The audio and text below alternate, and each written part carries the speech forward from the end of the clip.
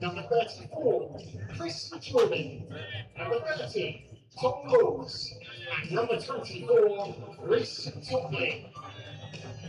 And now for your Sussex Sharks, number 89, Dan Hughes.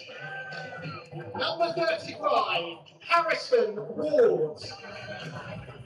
Number 9, your wicketkeeper, John Simpson. Number 30, James Coles. Number 45, Tom Alsop. Number 11, Ollie Carter. Number 53, Tom Price. Number 4, Danny Briggs. Number 25, welcome back, Ollie Robinson. Number 7, and your captain, Jamal Mills. And number 5, Henry Croker.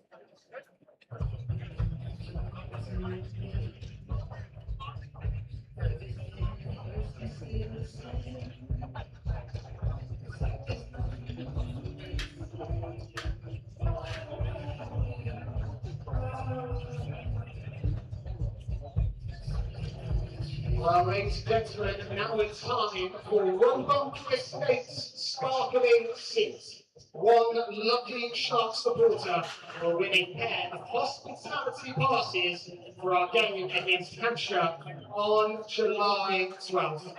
Roebuck Estates, Sussex Cricket's English sparkling wine partner, have put a golden envelope under the seat of one unsuspecting Shark supporter. Will you be the lucky fan? Not long now till we find out who is successful. And there they are.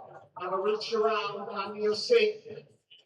And you've got something worth celebrating. There it is. We have a winner in the Shark stand. Congratulations. You have found the golden envelope. All the details for claiming your hospitality passes can be found within that golden ticket. Well, if you didn't win this time, no worries. Make sure you come back to check your seat next Friday when we take on Essex and Sussex Women will take on Northamptonshire Steelbacks in right hands and gloves.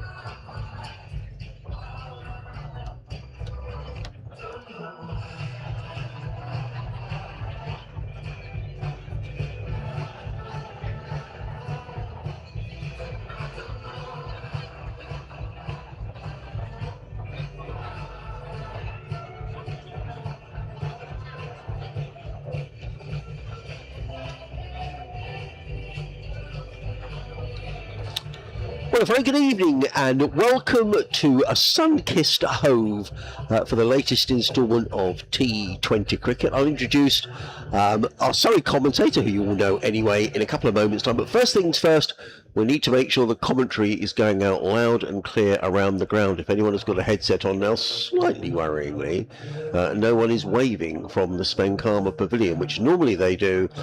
So hopefully we'll give a little call out in a moment. In the meantime, it's a very good evening and a warm welcome to Hove as ever to my good friend Mark Church. Good evening to you, Adrian Harms. What is the name of the gentleman that you normally have away from?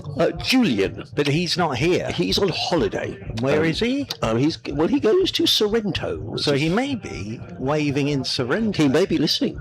He may be will. listening. I suspect he's probably enjoying a nice glass of vino on his terrace Very overlooking nice. the Bay of Naples. How lovely. Anyway, in terms of there may be someone else up there who can give us a wave, but people coming into the ground, it is a sellout tonight. That being said, we've only got 10 minutes until we start. There's quite a lot of empty seats, so people are perhaps in the bars or trying to keep out of the sunshine because it has been, well, actually it hasn't been that hot here on the south coast. There's been quite a lot of cloud around, but that's broken now, and lots of blue sky, and the floodlights are on. So enough of me nattering away. Just to say in from the middle that Sussex have won the toss and they are going to bat first.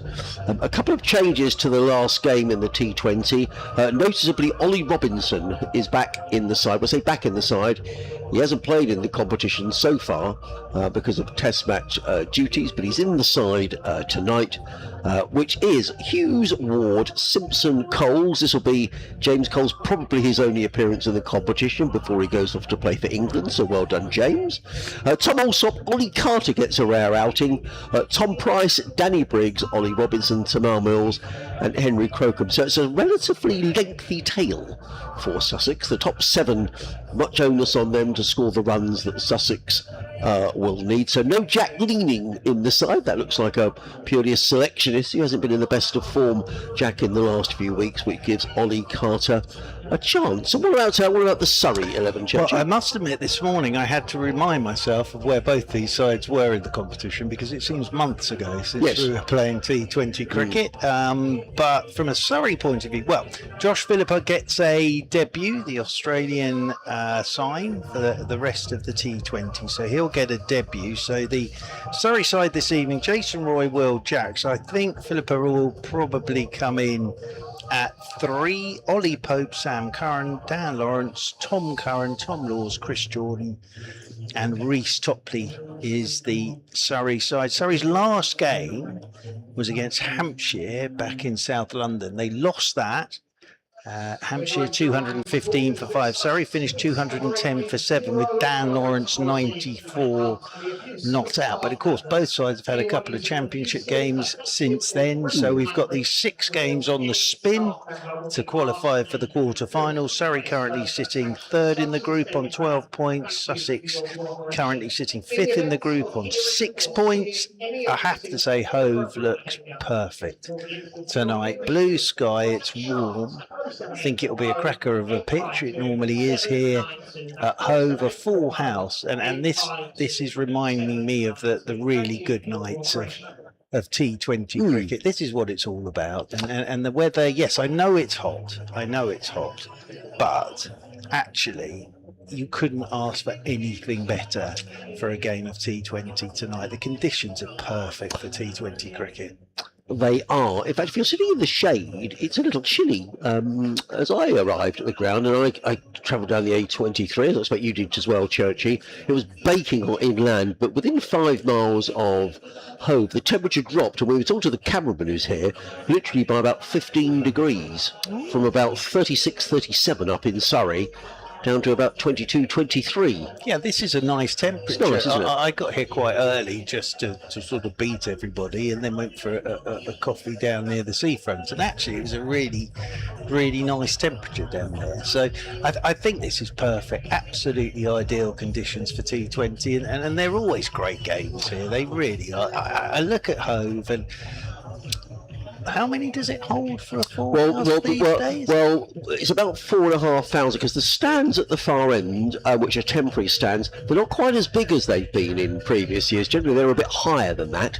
But yeah, a full house about 4,500. And it always feels like, I don't know, 15,000 on nights like tonight. And I always think this ground is the perfect ground for T20 cricket. I really do. It's about the perfect size.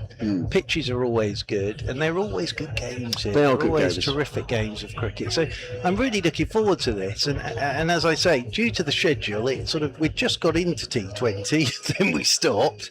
At least we got a run in now. At least the sides can now just focus on T20. But of course, as you mentioned, James Cole's there, Sam Curran, Will Jacks, they'll go off to England duty, so Surrey will lose them. But it's just nice, I think, for both sides to be able to fully focus on just, we've got these 6 games to get ourselves into the quarter-final.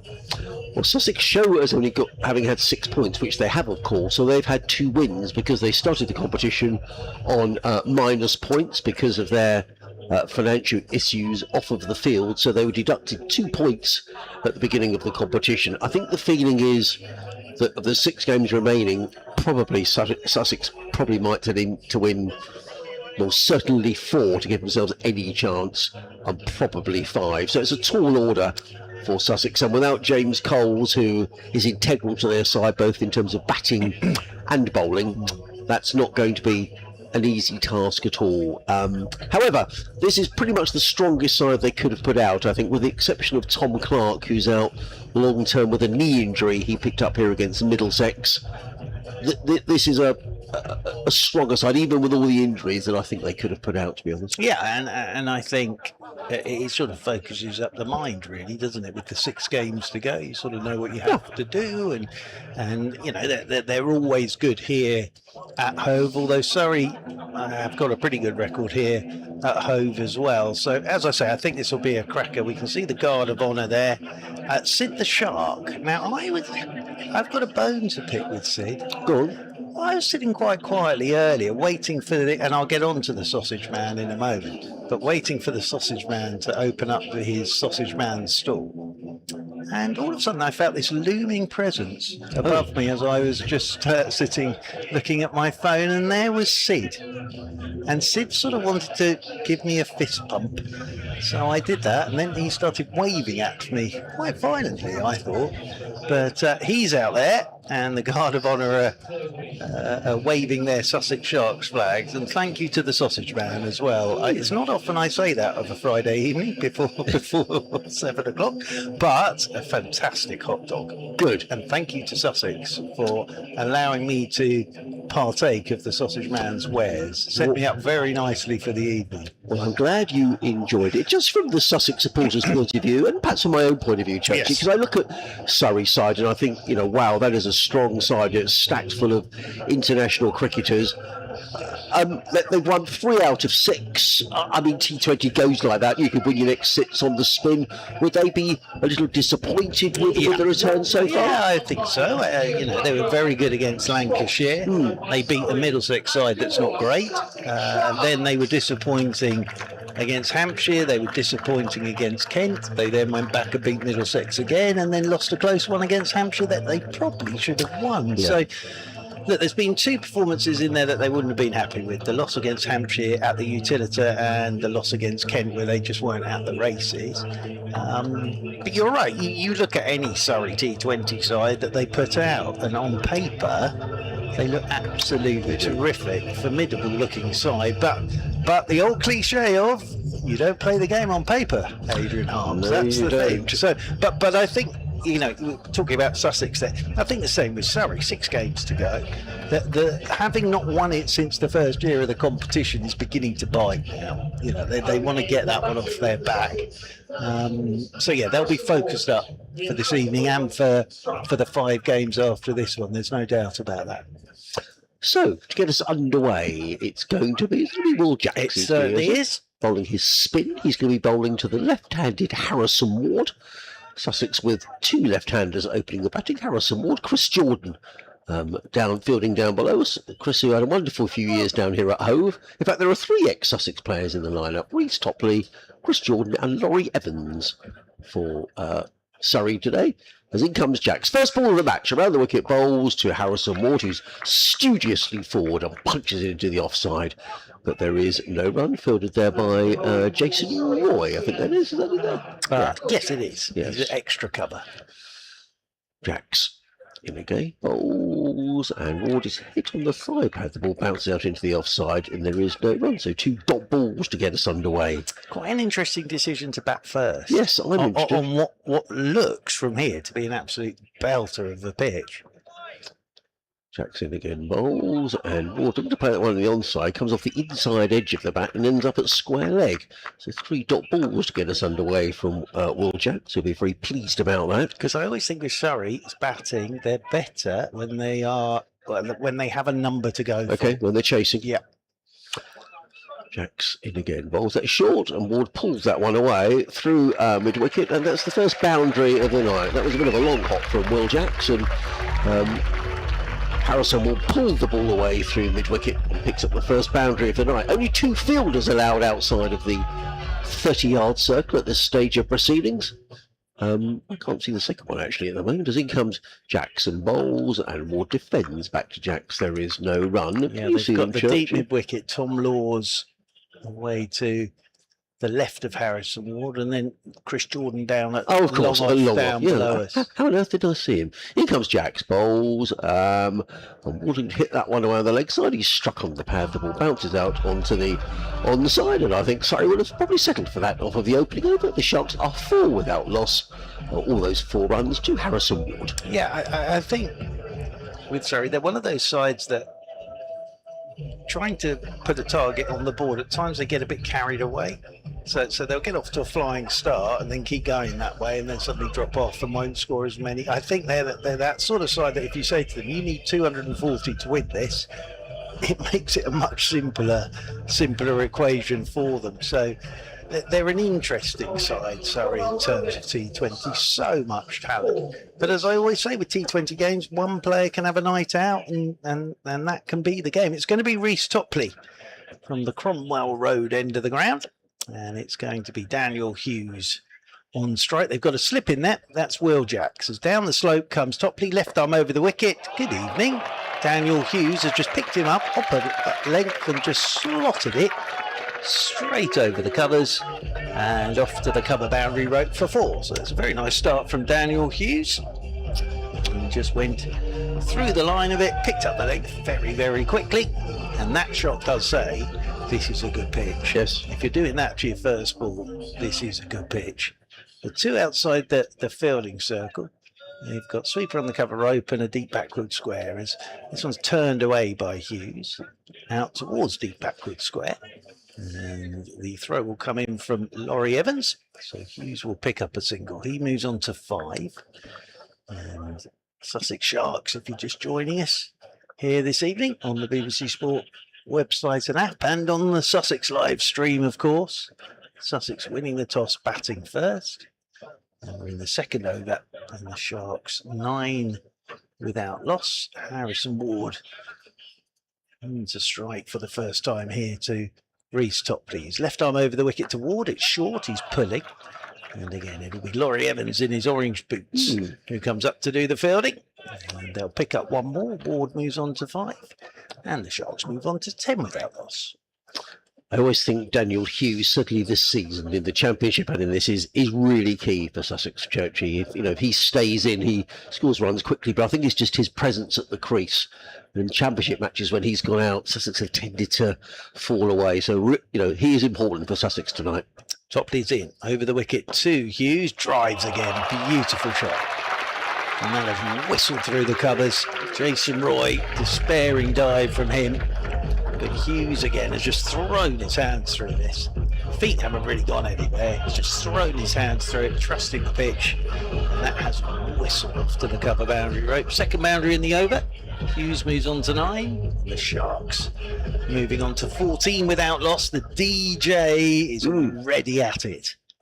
As over the wicket once again comes Topley, goes a bit fuller in length this time. That's driven up to mid-off. Little misfield from the captain, Sam Curran, but no damage done. 1 ball to go in the over. I've noticed this year, the old disc jockeys, they're even louder than normal. Do you know any other records? No, they've done a lot of mashing up this year. Is that what it's called? Yes. It's when you take 2 good tunes and mash them together. Right, okay. Yes, there's been a bit of that this year. There's Hughes Settles over his back once more. Final ball of this second over. Topley, left arm over the wicket to Hughes. Backs away, cuts. They have got the sweeper out on the cover rope. That's Tom Lord. Gets round quickly, gets a throw in. One bounce to Ollie Pope. That'll just be a single. End of the second over. Sussex Sharks winning the toss, batting first.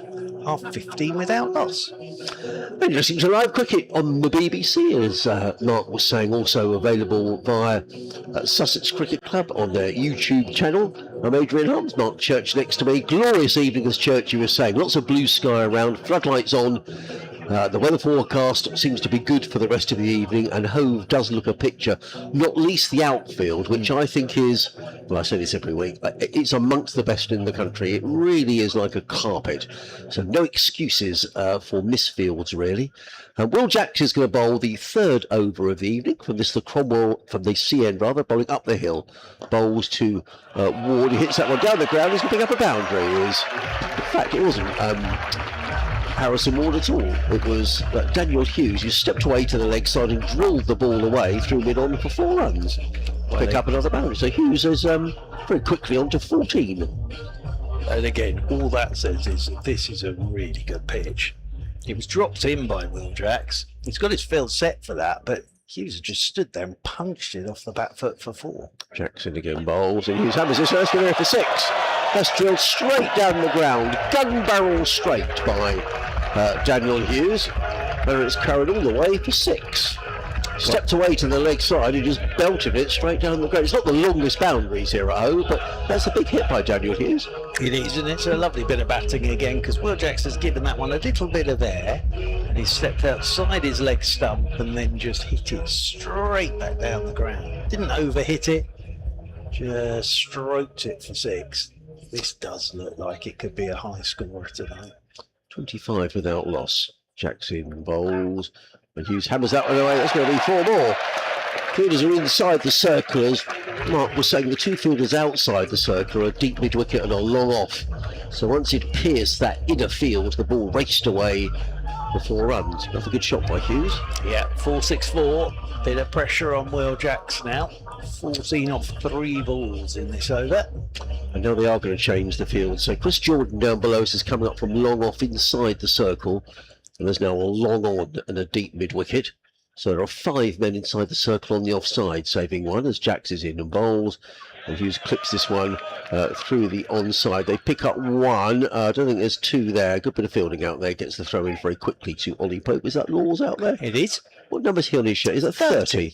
Thank you, Churchy. So just the single to Daniel Hughes. Now, during this competition, Sussex have often got off to good starts and then not capitalised. So there's no need to go mad off the rest of this over, really, as Jacks is in down the leg side, and it's signalled a wide by umpire. I think is it Chris Watts at this end, or is this Ian Blackwell? This is Chris Watts at this end, and Well umpire spotted. Blackwell's at square leg. Well spotted. Jacks in again, bowls, or Ward thumps this one, but straight into the covers where it's fielded by Jason Roy, and it's a dot ball, so it remains 31 without loss. Nothing against Harrison Ward here, but that just shows the difference. Hughes has missed the fielder, Ward hits the fielder. In comes Ward, plays that to mid-on, picks up a single, fielded there by the skipper, Sam Curran. So it is the end of the over, the end of the 3rd over. And Sussex are 32 without loss. I did make a note of the score at the end of the 2nd over. It was 15. Thank you. So there was 17 off that over from Will Jacks. But yeah, the really good players like Daniel Hughes don't often hit fielders. And if you notice, Hughes hit that one off the back foot, and there was the despairing dive from Laurie Evans. Ward, lovely looking shot, but hit Laurie Evans. So it's always a really good indicator of the top quality players, of which Hughes definitely is one. Now, Tom Curran's coming into the attack to bowl the 4th over from the Cromwell Road end, coming down the slope, right arm over the wicket to the left-handed Ward, swing and a miss. Looks for the big drive, beats the edge, first one that's gone past the edge, and taken by Ollie Pope, moving away to his left-hand side. So the field is 3rd man on the edge of the circle. There is a cover, extra cover, mid-off, mid-on. They have got and a short straight mid-wicket, the deep backward square, and then they've also got a sweeper on the cover point boundary rope as one of the two outside the fielding circle.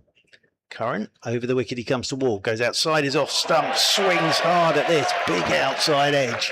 That flies over Dan Lawrence at short third and down to the boundary rope for four. Now, I have never seen this before and it's magnificent.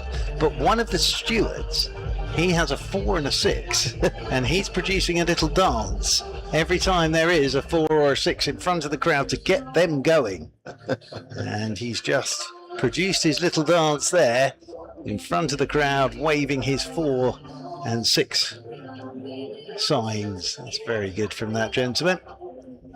As that changes the field, that they're going to stick another man on the leg side boundary and bring that cover point up to the edge of the ring, but he's gone short and wide here. Tom Curran, that's cut away exactly where Tom Laws would have been had he not come up to an orthodox cover point. So that's away for 4 more. Good from Harrison Ward. Good start this for the Sharks. They're ticking along. A lot of boundaries already. And that shows the cracking nature of this pitch. And the Sharks move on to 40 without loss in the 4th over. Back-to-back boundaries for Harrison Ward. In comes Tom Curran to Ward. He's gone short. Ward swings and hits him on the chest, I think, and runs away behind him, and it's picked up by Ollie Pope. It's a good slower ball, that. Yeah, it was. From Tom Curran, who's threw that pretty early. I think you're going to have to do your change-ups on this.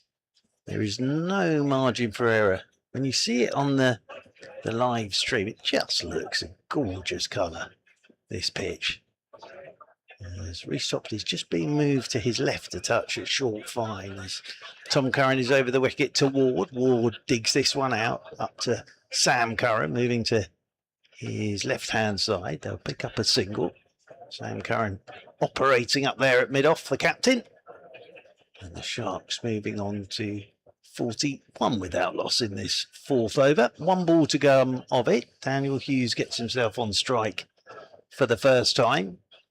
Still a few empty seats about, no, but there are still people coming through the gates way to our left. So I think it will be full, but I think people are still making their way up from probably the seafront. Yep. As over the wicket comes Tom Curran, and this is tucked away by Hughes, off his toes, out towards deep backward square. There's Laurie Evans coming round in front of the scoreboard to do the fielding. They're back for 2. That's good running. And again, it's another tidy over for the Sussex Sharks. 4 gone, and the Sharks 43 without loss. But yes, I think we'll have a full house, but I think a lot of people still making their way to the ground. Yes, and quite a few people down below us in the corporate hospitality area, enjoying a nice glass of wine or beer or whatever. It really is, as Churchy was saying, a lovely evening for watching cricket. Good start for Sussex, but we have been here before this season where Sussex had got off to a really good start with these two, and Tom Clark when he was in the side as well, but then rather fallen away. So I don't think anybody getting too excited just yet. There's an awful long way to go. And Chris Jordan, who we thoroughly enjoyed Chris Jordan when he was down here at Hove. Lovely man and a fine cricketer as well. He's going to come in from the C end of the ground. It means he's bowling up the slope, for those of you who don't know. Hove coming into bowl to the left-handed Harrison Ward, who's on 15, and Ward plays this firmly into the covers. Picks up a single fielded there by Jason Roy. Ward goes to 16, and the Sharks 44 without loss. Going into the 5th over. A lot of people in the flats to our right standing on their balconies having a watch as well. It's rather nice up there, isn't it? You've got the sun shining on there as well. Lovely. Invite your friends round. But you're right, Church, and this is, it's just really important for Sussex at the moment with the financial situation at the club to fill the ground, get a nice sunny evening, and a good game of cricket, and you can't ask for better conditions than this. Lovely chatter around the ground as well, as Jordan is in to bowl to the left-handed Daniel Hughes, and Hughes drives slightly uppishly to mid-off. They were thinking about a single. It wasn't really there, and Will Jacks was very quickly in from mid-off to make sure there wasn't a single. So a single and then a dot ball. Good start this from Chris Jordan. Just the single off the first 2 balls. All that experience. Chris Jordan, I don't think how many T20 games he's played now. a ridiculous Yes. number. Hundreds. It will be in the hundreds, I'm sure. No, way over. Yeah. He's running away from us. In and bowls. And he hammers that one away. Oh, that's gone a long way. That's gone all the way for a maximum. It's helped away over square leg by, well, slightly backward square leg by Daniel Hughes. Lovely pickup by the Australian. And that's fair sailed away into the... I think it actually hit the advertising hoardings on the pavilion and bounced back into the field of play. Hughes goes to 33 and the Sussex 50 up, 50 without loss in the fifth. Well, as I say, there is no margin for error on this pitch. And that one's just on the hip of Hughes, and as you described it beautifully, just picked it up. And Tom Lawes just watched it soar over his head. Jordan in bowls, and Hughes clips this one in the same direction. This time, though, all the way along the ground, fielded out there by Tom Lawes, who gets in the throw. One more to Daniel Hughes, who goes to 34. Sussex 51 without loss. He is Sussex's leading run scorer in the T20 this season, Daniel Hughes, averaging 41. Just over 200 runs, but he is absolutely key. And having gone off to a good start, Sussex will want to capitalise, and things can change. And they have changed a lot this season. You know, this sort of start has suddenly become, you know, you lose a couple of wickets and momentum changes. Anyway, Jordan in bowls, short, and Ward, well, he picks up a fortunate boundary. Not much you can do about that, really, from Chris Jordan's point of view. If you're going to swing hard, they say, and that's what Harrison Ward did, and he got a big, thick outside edge. The ball flew past. I think that's Reece Topley there at third man. And has raced away for a boundary. Ward goes to 20 and the Sharks to 55 without loss. Yep, and it doesn't really matter how you find the boundary in T20. No. So he's played a couple of those now, Harrison Ward, where he's just swung hard at it, big outside edge, and it's soared over. Short third and down to the boundary rope for 4. Jordan waits again. Comes over the wicket, bowls to Ward, who eases this one to short third man, fielded there by Reece Topley, who makes a diving stop to his left-hand side. Is that the end of the over? It is at the end of the over, and at the end of the 5th over. That over costs 13, and the Sharks are 56 without loss, with Ward on 21, Daniel Hughes on 34, and you're listening to live cricket on the BBC, Adrian Harms, Mark Church, and the sunshine, although we are lucky in our air-conditioned box here at Hove. Well, on the live stream, you can see the corporate hospitality there. It looks very pleasant, I have to say. Just stood outside under the nice umbrellas with a glass of something, watching the Sharks starting at a rate of 11.2. So that's an excellent start. And the captain, Sam Curran, coming into the attack to bowl the final over of the power play. And then they can get 5 outside the fielding circle. Sorry, Joe, I was going to say, actually, well done to the Sussex marketing team, because it has been difficult times down here at Hove, and, you know, Sussex, sorry, ought to sell out anyway, but well done for getting people out, and hopefully they're spending money in the bars and all the rest of it. So it's you know, whatever happens on the field, it's a very good night off the field for Sussex tonight. What I like is the little sort of stickers on the pavement, sort of directing you to the ground. It's excellent. Yeah, very good. Now Sam Curran then comes in, left arm over the wicket, slower ball first up, and Harrison Ward has waited and waited and waited, and then driven it over the covers for 4. So it's a good shot that from Ward, because he had to hold his position, which he did, and he got it up and over the cover ring and away for 4. So at the moment, Surrey cannot keep these two quiet. Hughes 34 off 13 balls, Ward 25 off 18 deliveries. Sam Curran in once again. Ward, short ball, 6. You heard that off the bat.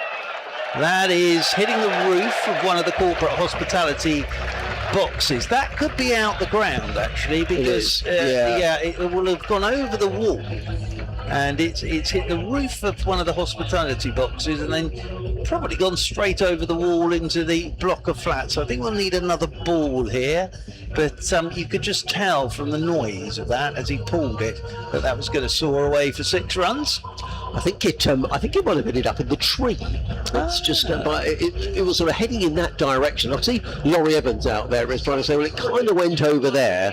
Have they got it back? No. Oh, yes, I think I might have done. Yes, well done. Well done. Very well done. Well done to that lady there. What song? Has she got a shark hat on? She no. Yes, it is. Yeah, oh dear. Well done, that lady. I'm not quite sure what she's wearing there. But well done. Well done in your silly hat to find that ball. So the ball's back. So we'll go here. 66 without loss. That was a big hit, actually. Yes, it was. And that lady was watching from the corporate hospitality box in her silly hat. And then she had her moment of fame by retrieving the ball. So, Sam Curran, 10 off his first 2 balls. Here goes Ward again. That's 4 more. Let's just smash this through the covers. And as I say, this is going to be such a high-scoring game tonight because it's a thankless task for the bowlers because this pitch is an absolute belter. And you can see it on the live stream. Perfect colour. It'll be hard as well. The ball's coming onto the bat. It's not doing anything. So you can just trust the pitch. Sam Curran in again to Ward. Another short one. This is 6 more. Ward's put that in another corporate hospitality box. I think that's hit the umbrella. Yes. One of the corporate hospitality boxes, and a young man in a green hat. He's gone to retrieve it, but he's given it to his friend to throw back. So this is an expensive start for Sam Curran. It's a great start this now for the Sharks. Ward's on to 41 from 21. This over has gone 4-6-4-6. And this is going to be a terrific power play for the Sussex Sharks. Where does Sam Curran go now? He's in over the wicket. He's gone full. That's very well bowled. Ward can't do anything with that.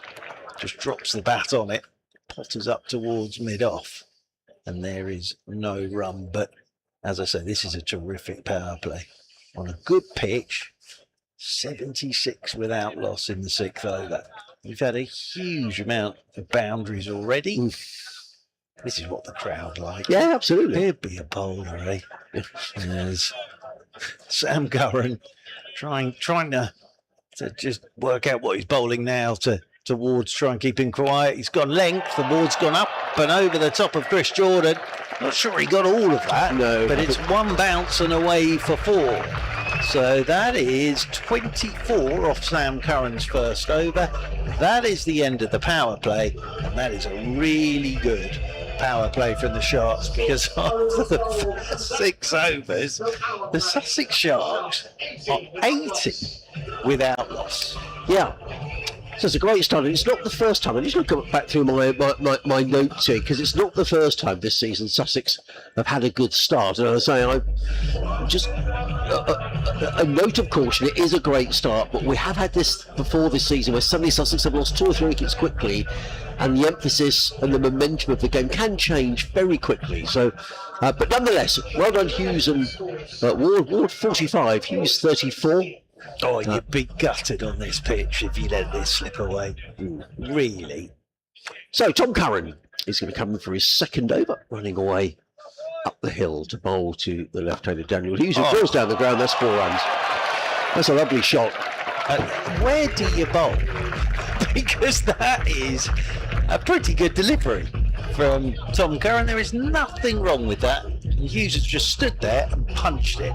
Trusts the pitch and has just punched it straight through mid-off and down to the long-off boundary rope for 4. 84 without loss. Hughes on to 38. That is not a bad delivery from Tom Curran. It's just on this pitch, as a batter, you trust it and you're just going to throw your hands through the line of it. Curran in again bowls, and Hughes plays gracefully. That's a beautiful, that's a lovely cricket shot by Daniel Hughes. That would be a shot that wouldn't be able to place in the 4-day game, really. It was slightly over pitched, but it was caressed through the covers by Daniel Hughes. Lovely timing. And when the ball runs down the slope here at Hove, it's very, very difficult to cut the ball off. But that is a classic extra cover drive. You don't have to sort of swing and slog in T20. That was a lovely shot. He goes to 42, and the Sharks to 88 without loss. if you're Hughes or Ward, you are thinking, don't go anywhere here.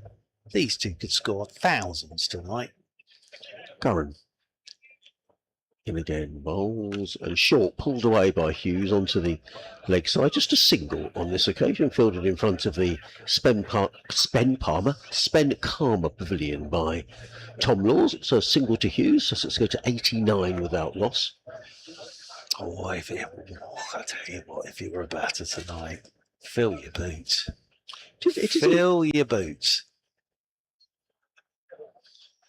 Current.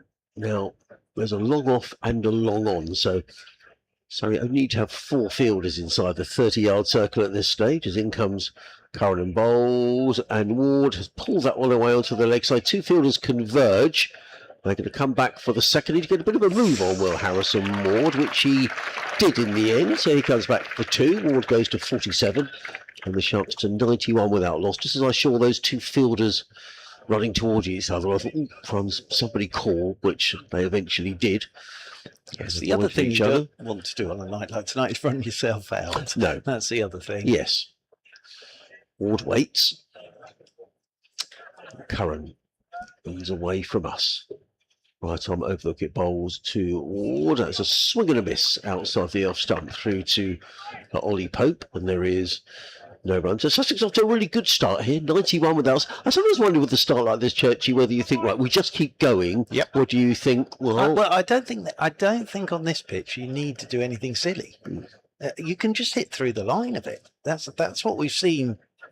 It's just these two seeing ball, hitting ball, and playing through the line and trusting this pitch. Curran in bowls and played firmly by Ward into the covers, fielded there by Chris Jordan. So a good end to the over from Tom Curran, but still at the end of that over it's 92 without loss, 12 coming off the over, with Ward on 48, Hughes on 43, and they've got a bit of UB40. I'm not sure. Is it an evening for red wine? I'm not sure. I think more really. For, would you say more sort of I don't know, what do you think? Well, yeah, possibly white wine rather than red wine. I think on a very warm evening like this. Well, Dan Lawrence is going to have a go now. Right. So Dan Lawrence into the attack to bowl his off spin. Sam Curran might be asking for volunteers at this rate. I think they should be playing the music for a dot ball. It's 92 without loss, 7 overs gone.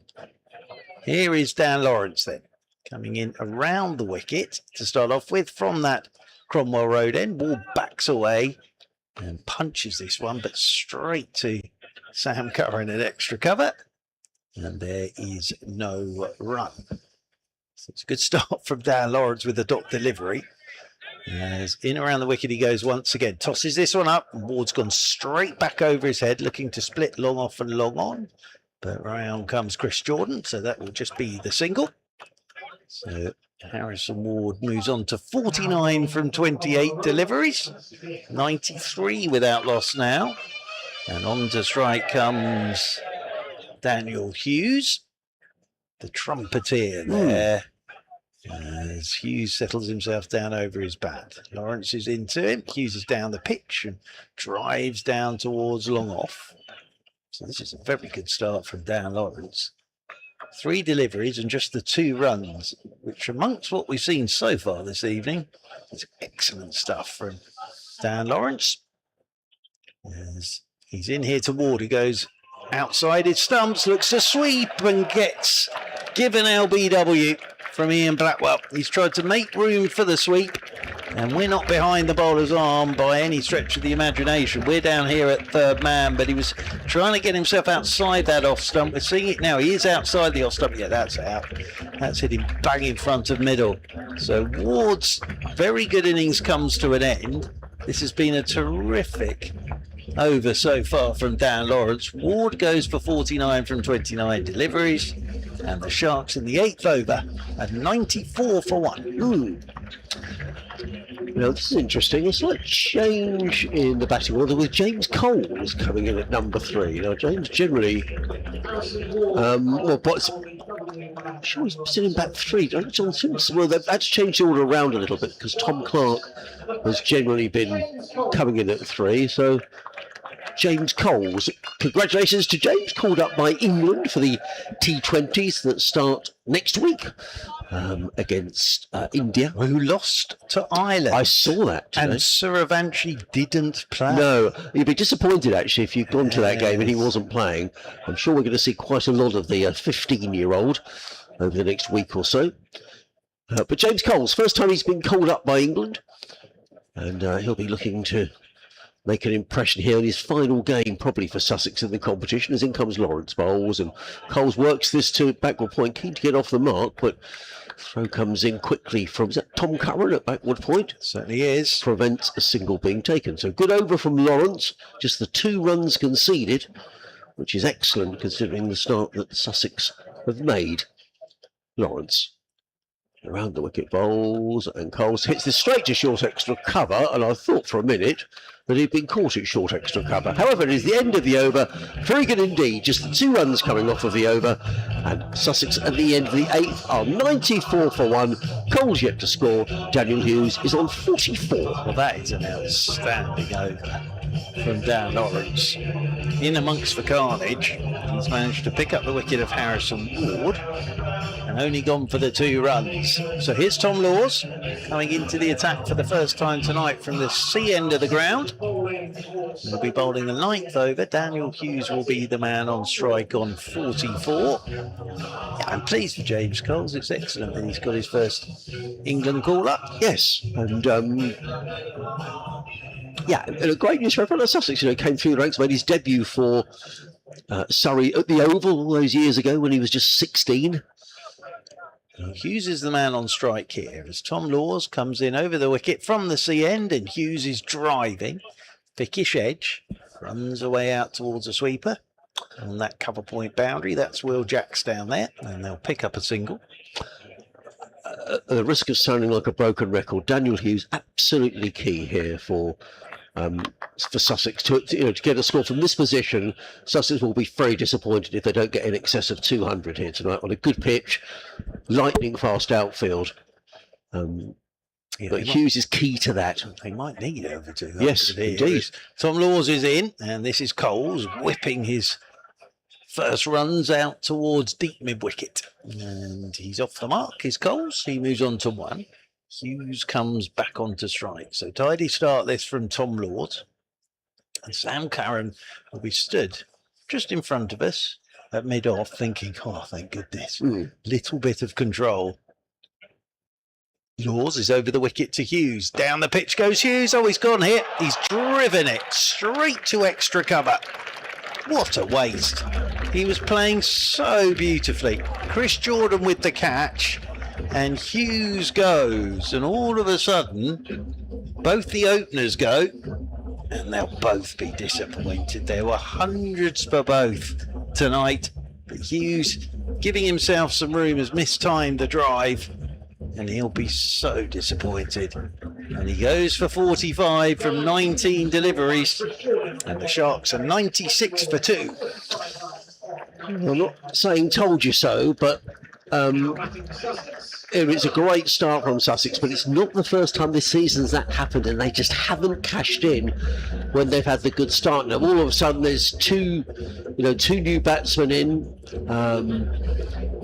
mindful of the fact they don't want to throw this good start away. Also mindful of the fact, Churchy, that Sussex have got a relatively long tail, so really important here for Sussex to build a big score, but they really do not want to be losing another wicket here. Well, they have very experienced John Simpson out there. Simpson's first delivery, he's forward and he's off the mark. Bringing this one out towards the sweeper on the cover boundary rope. Simpson off the mark straight away. Coles comes back on to strike on 1. But yes, Sam Curran, I was saying there, he'll be thinking, oh, thank goodness I've got some control. Now he'll be thinking, oh, this is much more like it. Because Ward and Hughes were causing chaos out there. They were. Absolutely they were. Without actually having to try anything. They both got out trying something, really, as Coles drives on the up towards the sweeper. And that cover boundary, that's Dan Lawrence out there. Whips the ball in 1 bounce over the top of the stumps. And it'll be another single to the total. Coles moves on to 2. Because quite interesting, Ward tried to manufacture a sweep and goes LBW. Hughes walks down the pitch and tries to drive through the covers and chips it straight to Chris Jordan. As Laws is in to Simpson off his hip. Simpson turns this one out towards deep backward square. Will get the single, so very good over from Tom Laws. His first, 5 off it, plus the big wicket of Hughes. 9 gone, and Sussex 99 for 2. And you're listening to live cricket on the BBC. Adrian Harms, Mark Churchill, commentary team, and a packed out Hove. All the seats that were empty earlier on pretty much seem to have been filled. There's plenty of people queuing up at the bars and enjoying the sunshine down on the south coast. And as Mark was saying, together with lots of people watching from the balconies of the flats away to our right hand side that border the ground. It's an idyllic scene. It's what T20 is all about. As Dan Lawrence comes in from the Cromwell Road end, it means he's running down the hill, around the wicket, 4 or 5 paces, bowls to John Simpson, who reverse sweeps, and he's going to get 4 runs here, is John Simpson. Let's just wait for the umpire's signal, and they're signalled as runs. Ollie Pope did appeal, but clearly John Simpson got some bat on that, so the 100 up for Sussex. 100 up coming in the 10th over, but on this really fast outfit and a good pitch, it almost feels like 200 is a minimum here. Lawrence in again, bowls. Simpson drives down the ground too long off, picks up another single. He goes to 7. Sussex to 104 for 2. I think 200 has to be minimum. Well, particularly when you look at the strength in the Surrey batting lineup. Lawrence in bowl to James Coles. He's hammered that down to long on. He's caught, and another wicket goes down. And this is kind of deja vu, I have to say, from Sussex this season. From 94 without loss, they're now 104 for 3, and the top 3 are all back in the pavilion. And it's I think it's always very easy to say when you're sitting up here, I don't think that's the greatest shot in the world. James Coles is gone, and all of a sudden Sussex have got a rebuilding job on their hands, and 3 wickets have gone down very quickly. Yeah, all I would say is it's just a waste, really, because Hughes and Ward sort of showed you don't have to try and muscle it on this tonight. You really don't. Such a good pitch, and Surrey will take this. And Lawrence has 2 for now, but I think Coles will be walking off there thinking, what an opportunity's just gone. But as I say, from a Surrey perspective, they'll take this to go from 94 without loss in the 8th over to 104 for 3. In this, the 10th, they will take that. But, totally. But Sussex are in danger of wasting a huge opportunity here. Lawrence around the wicket, bowls to Ollie Carter, who drives aerially down the ground and picks up a single. So a little surprised that Tom Alsop hasn't come in. Maybe they're holding Alsop back for a, I was going to say a thrash lower down the order, but Sussex need to be very careful here.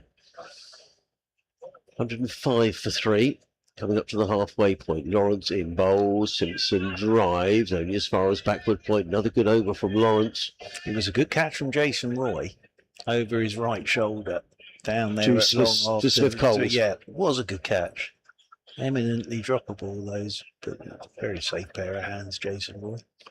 Lawrence in again, bowls, and Simpson clips this on away through mid wicket, picks up a single. End of the over, and halfway through the Sussex innings, Sussex winning the toss and electing to bat first. 7 off of the over from a very good position of 92 without loss at the end of the 7th. 3 overs later, they're 106 for 3 with Hughes, Ward, and now James Coles back in the pavilion, and a bit of rebuilding job to do here for the Sharks. And Tom Laws it will be to bowl the 11th as a seagull flies past the commentary box window.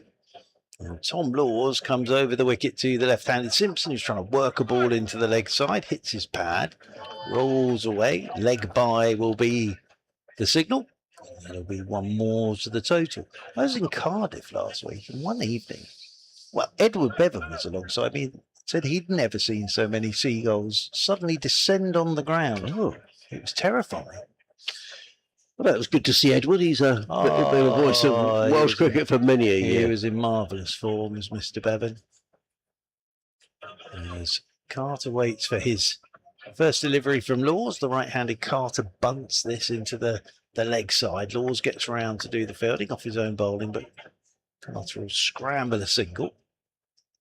One more to the total. Carter moves on to 2. 108 for 3. I think as a bowler tonight, it'll be about holding your nerve as much as anything, really. As that run rate has obviously dipped a touch now. It's still 10.45, but at one point it was 11.6. Yes. As Laws is over the wicket to Simpson, and Simpson punches this down the ground. Up will come Jason Roy from long on to do the fielding. Josh Philippa hasn't touched the ball yet.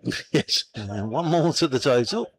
Yes, I'm looking here, the game against Leicestershire here. Sussex were, after 8 overs, 91 without loss and finished up 179. Right. So, you know, they've got a bit of history this season of these good starts and not going on to make the big score. Laws into Carter. Carter swings across the line. Beats the outside edge. Taken by Ollie Pope. Moving away to his right-hand side. But again, we saw none of that really from Ward and Hughes. Yes, Ward had a couple that flew off his outside edge, but he wasn't trying to haul balls leg side. Just hitting the ball on the up and timing it.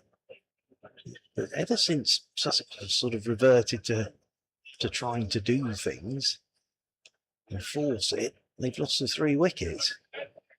As Laws is over the wicket to Carter, slower ball, bowls him. Good bit of bowling that from Tom Laws. Slower ball, I think he may have got an inside edge on it, straight back onto his stumps. And Carter goes for 2. It's a good bit of bowling. Yep, big inside edge. But it was a slow ball from Tom Laws. He's delighted with that. And Carter goes, and all of a sudden, Sussex are 4 down. 109 for 4, and Carter bowled by Laws for 2. Well, Sussex have lost 4 for 15 here.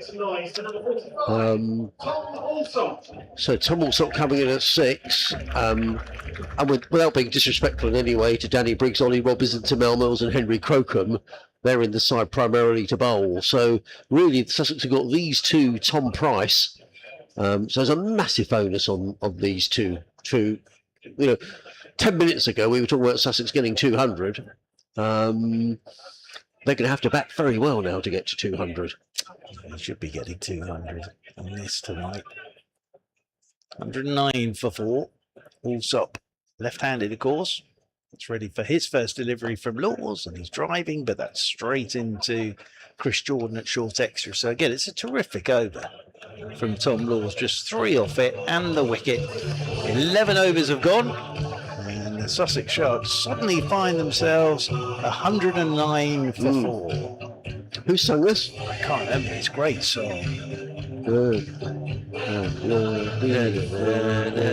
Wait for it. Thompson Twins. That's it, my now. Oh, my heart. That's it. What a song from the Thompson Twins. Yeah. Not the same ones as in Tintin. No crumbs. Dan Lawrence is coming in for his 3rd over. Around the wicket, coming into bowl to John Simpson, who works this one down to long on. Big onus here on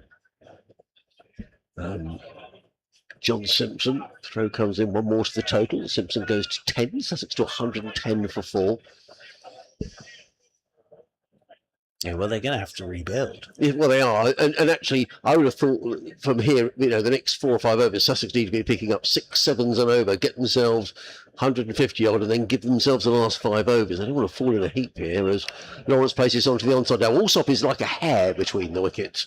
But even though he's very quick, that's only a single fielded out there by Jacks. Yeah, who's had a pretty short haircut again. He has, very short. Will Jacks.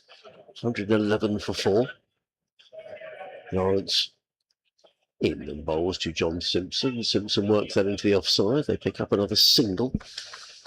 Josh Philippa's picked the ball up there at backward point. I think that's his first touch of the ball. Right. And thank you to Ben Redwood of Surrey County Cricket Club, who magnificently went round to Mr. Philippa to get the exact pronunciation has also clubbed that one away through the offside, but it's fielded at short extra cover by Sam Curran. There is no run. So yes, talk about doing your duty. That's come from the man himself. Excellent. Lawrence in bowls, also back and hits this one away through backward point. Is racing out towards the boundary, but it's just going to be a single. A couple of runs, I'm sorry, to Tom Alsop. He goes to 3. It's been a little while since he had a boundary, 114 for 4. Oh, well, the boundaries are coming off virtually every ball at the start. That's a tidy over from Lawrence. He's bowled brilliantly here, Dan Lawrence. He's only conceded the 5 runs. He's in and bowls and also drives slightly in the air, but picks up a single down to long on. Jacks is very quickly in, coming around from deep mid-wicket to field. So just 6 runs coming off of the over. Sussex will just be grateful that they haven't lost a wicket. 115 for 4. Alsop on 4. John Simpson on 11. It's got a bit quieter, which I'm not surprised about, because the Sharks were absolutely flying. Then the 4 wickets. So it's got a little bit quieter inside the ground. The DJ hasn't, mind you. No, I don't know this song, Churchy. I've never heard this. This could be a modern song. Right. Track. Yes. Bit of, I don't know what you call it. It's quite good though. Garage, is it? Something like that. As here is Laws, start of the 13th over. Also, well, that's a great shot. It's jumped outside his off stump and then flicked it over short fine for 4. It's a great bit of batting from Also. He's taken that from outside the off stump and just flicked it with the bottom hand over short fine for 4. Great bit of batting. Allsop's on to 8, 119 for 4. Well, the last couple of seasons, Tom Alsop has been picked up in the 100. I don't think he has this year. Well, he might well have done, but he didn't understand the auction because it was complicated. As in over the wicket comes Laws, and also gets a little leading edge. He's just trying to work that leg side. He'll get a single here to Sam Curran. Moving around to his right-hand side. England were having a very good day with the bat in the Test match last I saw. Now, it'll be stumps now. Yes. I saw that Ben Duckett had got himself 100. And just to let everybody know, in the Test match, England closed 223 for 2 in reply to New Zealand's 438. As here is Simpson, looking to work Laws into the leg side, hits the pad, rolls away. Ollie Pope comes around to do the fielding. Bit of bat in that, so Simpson will get a single. 1 more to the total, 121 for 4. So yes, Ben Duckett dropped on 8. Yes, and it was a straight, at Test level, that was a straightforward step. Henry Nichols, yeah. It was, waist high. They do go down, don't they, unfortunately, as Alsop. Off the back foot, punches this out towards Laurie Evans in his red boots. And they pick up a single. More to the total, 122 for 4, but nicely poised the Test match. Yes. I did watch a bit of Conway and Latham's opening partnership yesterday. And there was one point where I thought these two might get 600. But I think the heat did for them both. As in over the wicket comes Laws and Simpson. Well, bottom hand into this. He could go here. He does go here. Caught out at deep mid-wicket. And Lawrence out there didn't have to move. And Simpson was trying to go over Lawrence, threw the bottom hand into it. And, well, Tom Laws has 3 for now, but that was like capturing practice in the mornings for Dan Lawrence. So Simpson goes, and all of a sudden, Sussex are 122 for 5, and I make that now 28 for 5 since they were 94 without loss. Yes, they were. So 22.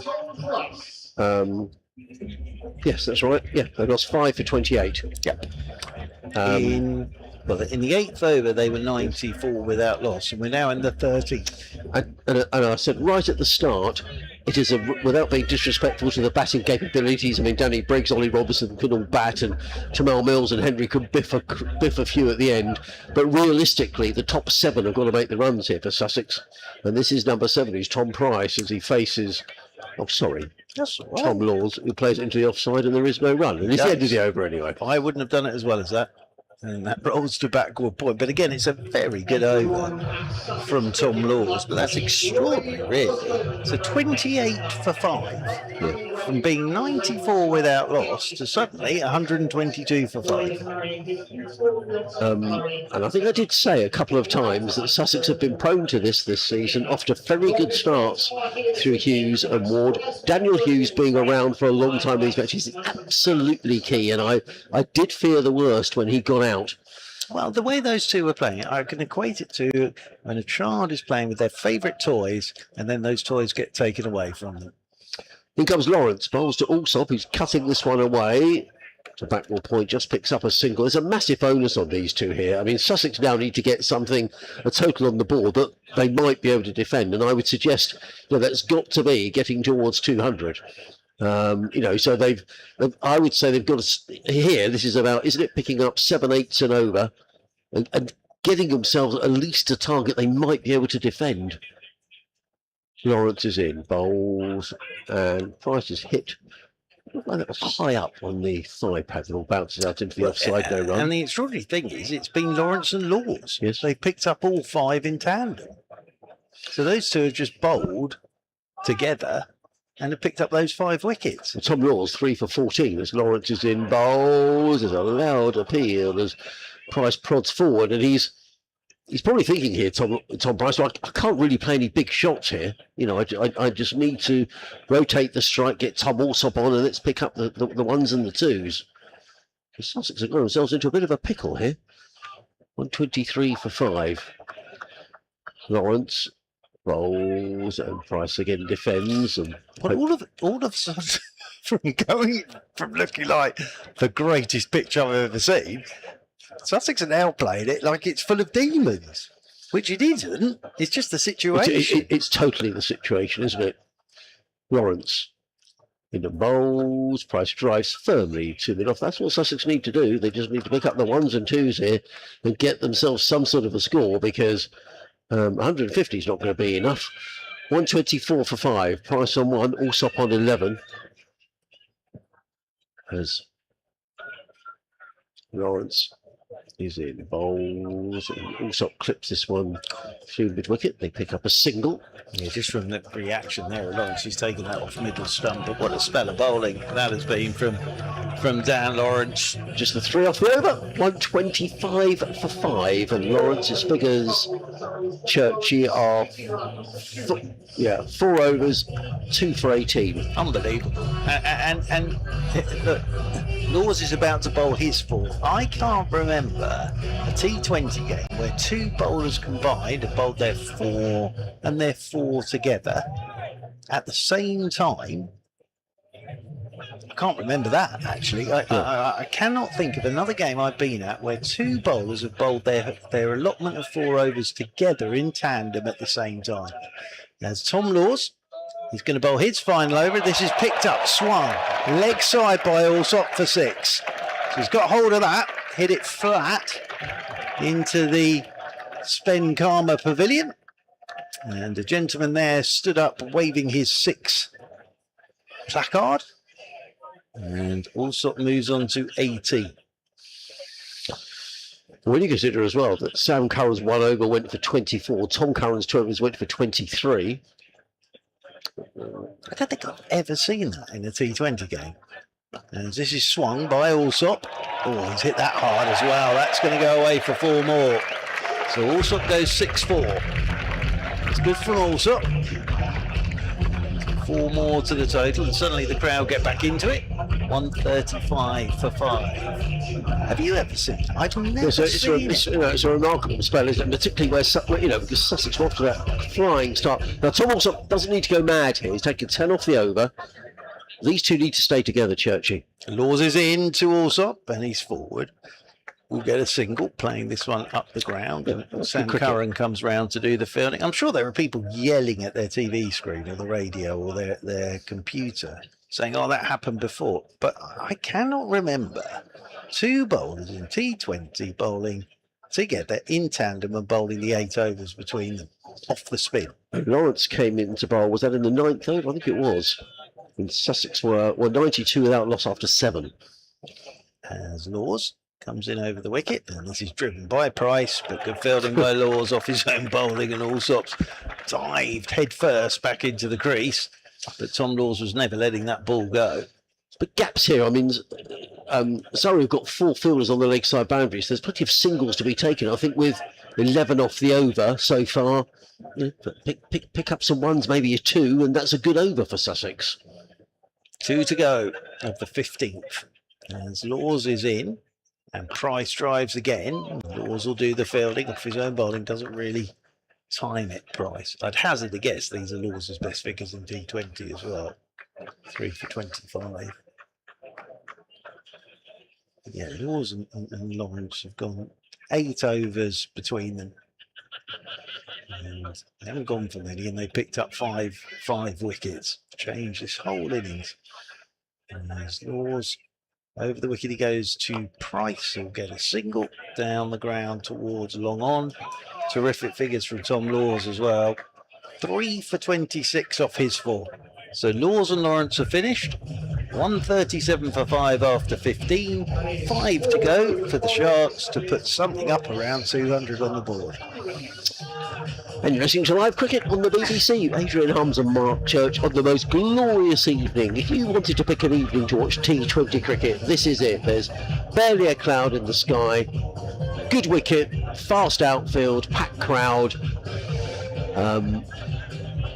But Sussex in need of some low-ordering runs here from Tom Price and Tom Allsop, because from 94 without loss, they slumped to 122 for 5. Tom Allsop and Tom Price trying to repair the damage.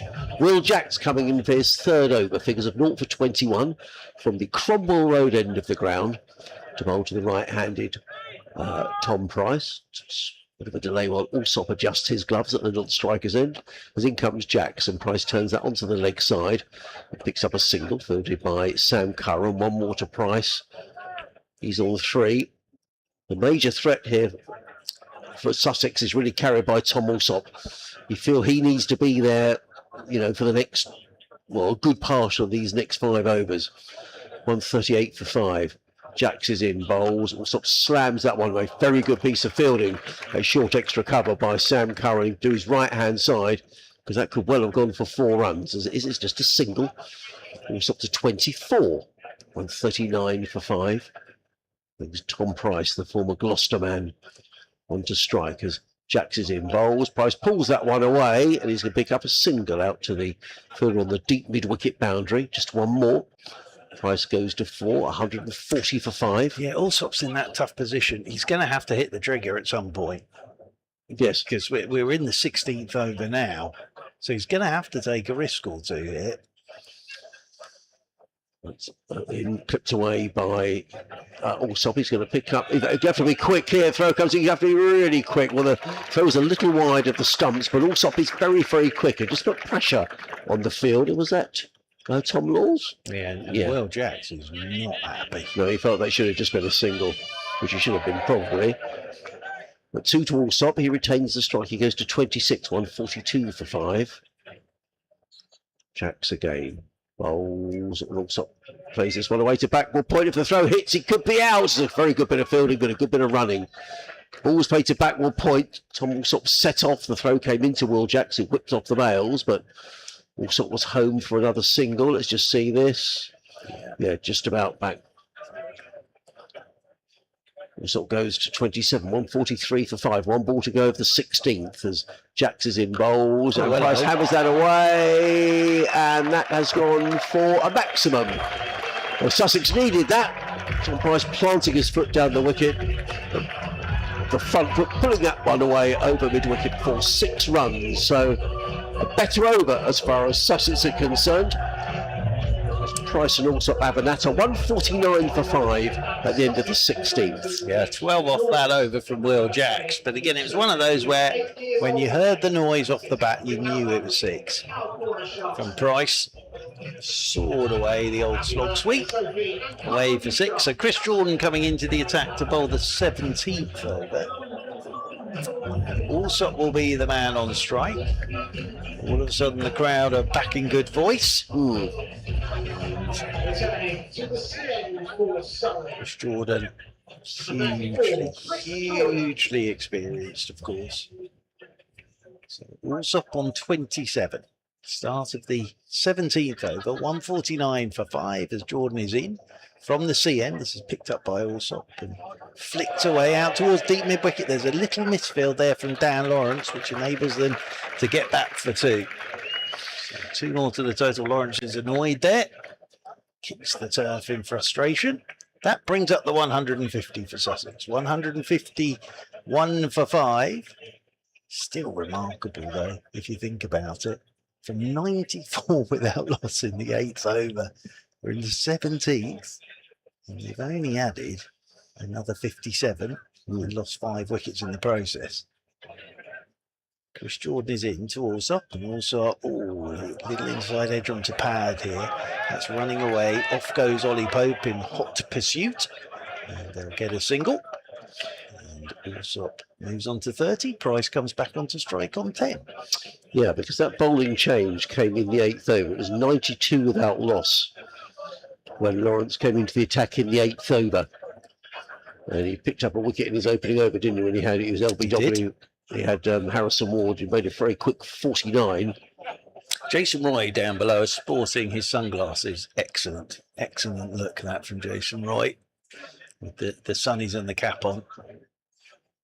He's down at long on. These sunglasses seem to be getting bigger and bigger. As in over the wicket comes Chris Jordan. Where's Price off to? Well, he's played it really well. He's jumped outside his off stump. That was where he's off to, and then he's just ramped it up and over the tall figure of Reece Topley. And that's a very good shot. He's taken that from about 2 foot outside his off stump. And Topley at short fine leg didn't have a hope. Price moves on to 14. Sussex move on to 156 for 5. Well, Sussex need a bit more of that, don't they, over the next 3 or 4 overs. We initially we were saying 200 was almost a minimum tonight, and it might be that is the case, but Sussex are short of that at the minute. But a good shot from Tom Price. Yeah, it was an excellent shot. Topley's been stuck on the fine leg boundary rope now. Oh, here goes Price. He hasn't got hold of this at all. He'll be out here, caught by Sam Curran, running round to his left at mid-off. Great response from Chris Jordan. He's tried to go inside out as Price over the covers, toe end of the bat. Sam Curran takes the catch. Price goes for 14, and Sussex are 156 for 6. Well, now Sussex are down to the bowlers. Now, as I say, that's not to say that Danny Briggs and Ollie Robinson certainly can't bat, but it's not really why they're in the side. And it was always the responsibility, I felt, Churchy, for the top 7 to make the runs here. Well, the top 2 did. Yeah, well, I said Daniel Hughes 45 off 19, Harrison Ward 49 off 29. So Sussex had the base, but they really are. Oh, Ollie Robinson's coming in. Okay. Well, he's got form against Surrey this season, of course. He has. As Mr. Robinson with the bat. I think I know there's only 18, 20 balls left, but I think the objective probably here for Ollie Robinson is to give Tom Allsop the strike and see what Allsop can do. He's not going to do that, is he? These two know each other rather well, Chris Jordan and Ollie Robinson.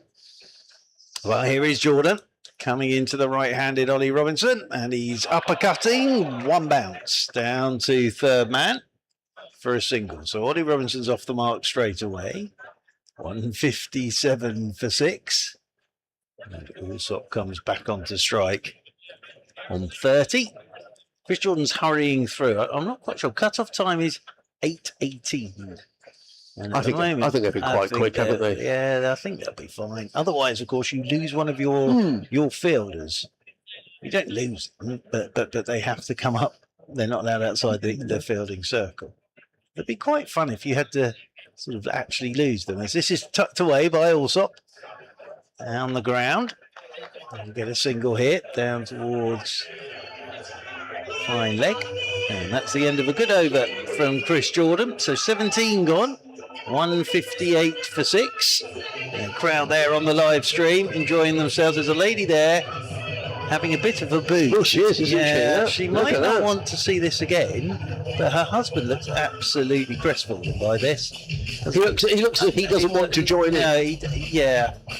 I think he's sort of wishing he was somewhere else. Well, perhaps there's At the moment. It might not be. Perhaps that could be a cold. It could be a Coldplay moment. Yes. Oh, I hope not. Oh dear. Sussex need a big over from somewhere, and I think the most likely direction which it's going to come is from Tom Alsop. Sussex really do need a 20-run over from somewhere, and Alsop is the man who could perhaps deliver. We shall see. It is Don Topley. I wish it was. Comes in, Alsop pulls down to deep fine leg, and Alsop has gone. Caught, good catch actually by Tom Curran down below us, because that came very, very quickly. Was pitched up, clipped away by Tom Alsop. Down here to Curran, who takes the catch, and another wicket goes down. I'm afraid Sussex have really subsided again here tonight in a match where they've got a great start, and they just have not pressed home the advantage. Another wicket goes down, 158 for 7, and they've thrown away a good position. They really have. What a good catch that was from Tom Curran, though. Because Alsop's picked that up, it's clean as a whistle, off his legs flat. And Tom Curran's taken an excellent catch down at fine leg. I'm not quite sure Don Topley would get it down as quick as Reece Topley these days. Had Alsop played that shot to Don Topley, it probably would have gone 1.5 yards at his pace these days. But as it was with Reece Topley, he's picked it up very cleanly, and it's just flown straight to Tom Curran. And Danny Briggs is out there now. Topley comes in, bowls to Briggs, who clips us on the side. The extraordinary thing is that is now 65 for 7. In how many overs? So the first wicket went 10. down in the So I think really Robinson and Briggs's job here is to try and pick up at least 20 or so of these last 16 balls. Get Sussex to sort of 180, which gives them something to bowl at. It'd be criminal, really, to get bowled out inside the 20 overs here. Let's read this pitch. This is an absolute belter. Topley into Robinson, who carves this one away over backward point and picks up a single to Ollie Robinson, fielded out in the deep by Laurie Evans, another former Sussex player who gets in a not very good throw to Ollie Pope, and he apologises for that. Not surprised. But Pope took it cleanly, 160 for 7. The last time Ollie Pope was down here, there was a championship match a couple of years ago. And I remember his parents had come along and they had Ollie Pope's dog with him. His lovely golden retriever. And all he talked about was that was the first 100 that he'd scored in front of his dog. Oh, that's right. Yeah. In comes Topley bowls, and Briggs, I don't know what came off, but it spooned into the air through square leg. That's what the umpire's signal is. Well, it's signalled as a run. So Danny Briggs goes to 2, 161 for 7. It's a lovely dog. It is a lovely Get dog. me wrong, it is a lovely, lovely dog. But Oliver was absolutely over the moon that he'd scored 100 in front of his dog. So I said Sussex need a big over. Well, they just need at the minute to just. I would have thought the instruction would be just to pick up at least bat your overs. Topley in bowls to Robinson, who smears that one away through the offside. I think he lost it there, did Laurie Evans, maybe in the lights or in the sun that's going down away to our west. Nonetheless, Robinson picks up a single. He goes to 3, 162 for 7. I don't know what more he can wear there, Laurie Evans. He's got his sunglasses on and his cap. So yes, he's looking directly into the setting sun. Well, you can see it. I've just looked straight into it myself. Yeah, it's never a great idea. That's why Tom Curran's catch was such a good one. Topley bowls to Briggs, who pulls that one away down to fine leg, picks up a single. One more to the total, 163 for 7 at the end of the over. So 5 runs coming off of the over, 2 overs to go. And as I say, Sussex at one stage were 94 without loss.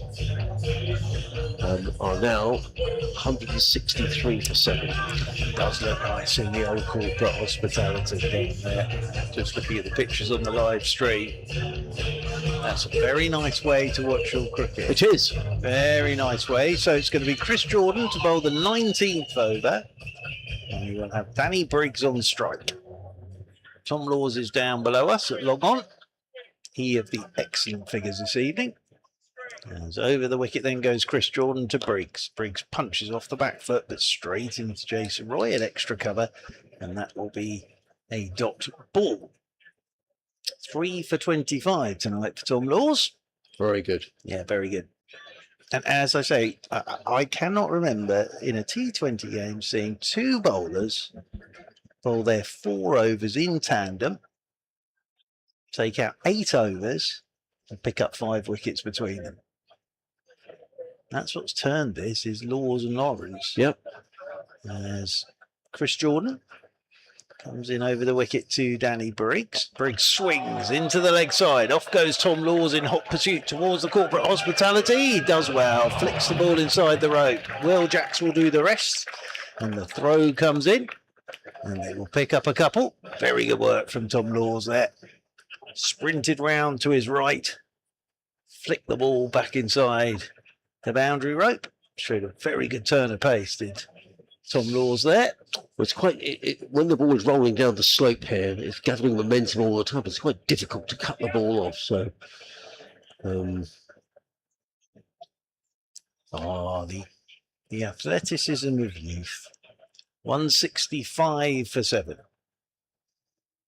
Well, Sussex going to run a ball from here. They get to 175. That's something, but I'm not sure that's going to be enough on this pitch. As Briggs, that's a nice shot. Just opens the face and guides us away for 4 down to third man. A lovely bit of batting from Briggs. And again, all I'll say is that shows what a good pitch this is, because he's just used the pace of Chris Jordan. He knows there's going to be no movement off the pitch, so he's just waited, opened the face, and glided it fine down to the third man boundary rope for 4. And actually, Chris Jordan and Danny Briggs would have both been in the Sussex side that lost to Worcester in the T20 final back in 2018, I think it was. Sam Curran's going to bowl the final over from the Cromwell Road end. Chris Jordan's in now. Briggs is, well, bowled in spectacular fashion. Blimey. His leg stump has packed its bags, got its passport, gone through security and has flown off on a package tour there, because that has gone miles as he tried to play the ramp shot. And, well, that's spectacular. Look how far that leg stump goes. Ollie Pope almost had to take evasive action there. So Briggs goes for 9, 169 for 8. That probably will do the rounds on social media, because they like that sort of thing on the old socials for content. Stump cart wheeling. Yes. They like all that. They do, these youngsters who produce the content. But out comes Henry Croker. 169 for 8. Well, it's disappointing, isn't it? You know, Sussex had a real opportunity here to put Surrey under pressure, the start that they got. But I'm afraid they've rather pressed the self-destruct button tonight. They've lost 8 for, what were they? Well, they've lost now 8 for 75. 75 for 8 from 94 without loss in the 8th over. As here is Chris Jordan. First ball for Crocombe. Crocombe drives. Back over Jordan's head. He's got a lot of this. Now this will go down the slope. Oh, Sam Curran's going to leave it for Tom Laws. Tom Laws is going to leave it for Sam Curran. Sam Curran picks up. Now the crowd think he's touched the rope there, but he's miles away from it.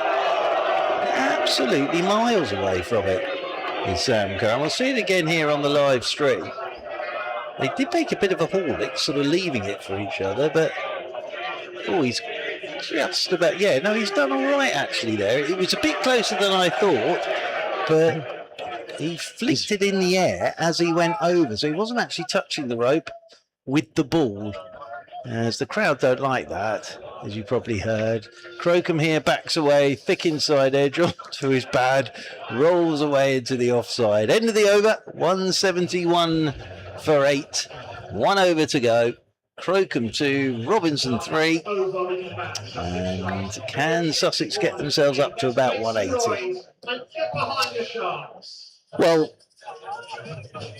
I mean, I guess anything from here is a bonus, really. But, Sussex will have to bowl out of their skins here. And who knows? But from the position they were in, they'll be desperately disappointed in that dressing room not to have really put Surrey under pressure here tonight. I mean, that card, 45, 49, then 12, 2, 31, some all sort of 2, 14 and 9. But there were some wickets given away, really. Let's see what Ollie Robinson can do with Henry Crocombe. Can they bludgeon a 12 or 15 run over? We shall see. Topley in bowls. Robinson, who's going to get caught. He spoons the ball away. And Sam Curran takes the catch. So Ollie Robinson goes off the first ball of the over. Sussex are 171 for 9. Curran takes the catch. That's his second catch of the evening. And the last man out will be the skipper, Jamel Mills, who will come running out.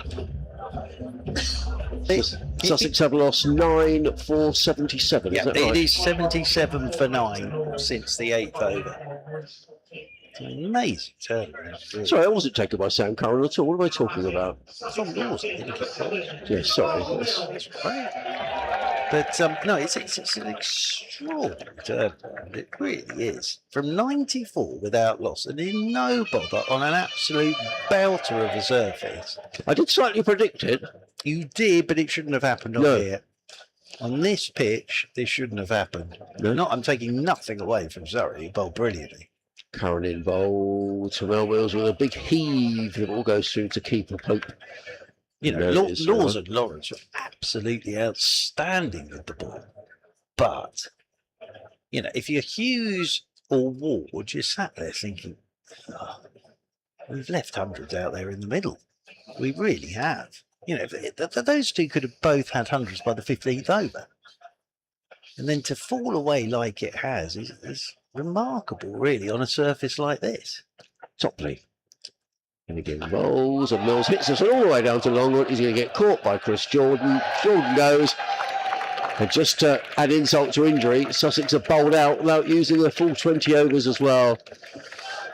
Well, there's been some disappointing performances this season for Sussex in the T20, but I'm sorry to say that's going to rank above them, really, because they were in a great position after 7 overs, 92 without loss. And they've been bowled out for 171, so they haven't even doubled their score from the opening 7 overs. I have to say credit to Surrey. The change of bowling did the trick, but Sussex will feel they've left some runs out there, and they're going to have to bowl out of their skins here if they're going to win this game. Big inflatable apples come out now. There is. For the half-time entertainment. So that's always a good sign, isn't it? Yeah, that's remarkable. It really is. That's 77 for 10. From 94 without loss in the 8th over to 171 all out with 3 balls to spare. So it's quite a comeback from Surrey, and I think Surrey have been outstanding there. They've hung on to everything, but you shouldn't be. With a start like that on this pitch, you shouldn't be being knocked over for 171. And Sussex will know that, and they're going to have to do something with the ball. They are. So Chachi and I are going to have there are some ginger nuts. Can I say, at this time of the year with the sun out, a ginger nut is just what I need. And we're going to have a cup of tea, and we'll leave the effects mic bubbling away. But Surrey needing to score 172 to win what will be their 4th win of the campaign. Sussex, with a couple of wins so far, really do need to win tonight to keep their qualification hopes intact. And they've got a lot to do in the field. Can they do it? Well, we'll see. Church and I will be back with you in about 10 minutes' time.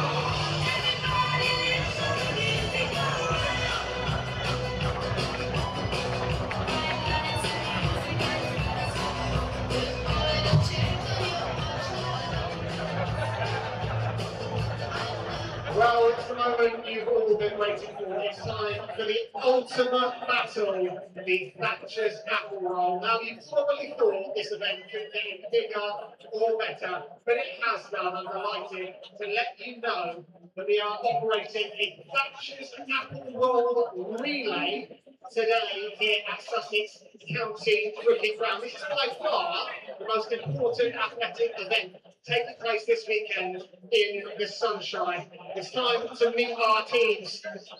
First team member, who are you looking at? I'm Lloyd, I'm here with 18 Which of the 18 cities was your teammate with you? Any tactics for this race? Or I'm catch up on what Lloyd loses. Can I catch up on what Lloyd loses? Not to meet our other team. Who are you? Who are you here with today? My name's Ian. And who is your teammate with today here? He's not gone.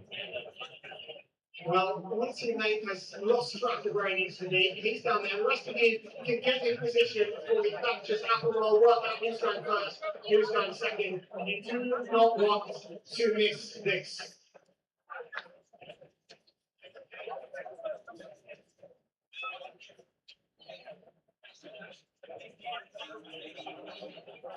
Lloyd will be rolling to Aaron. Ian will be rolling to Tony. Looks like our athletes are in prime condition for Thatcher's Apple Roll and ready to go. So make some noise. In 3, 2, 1, let's roll!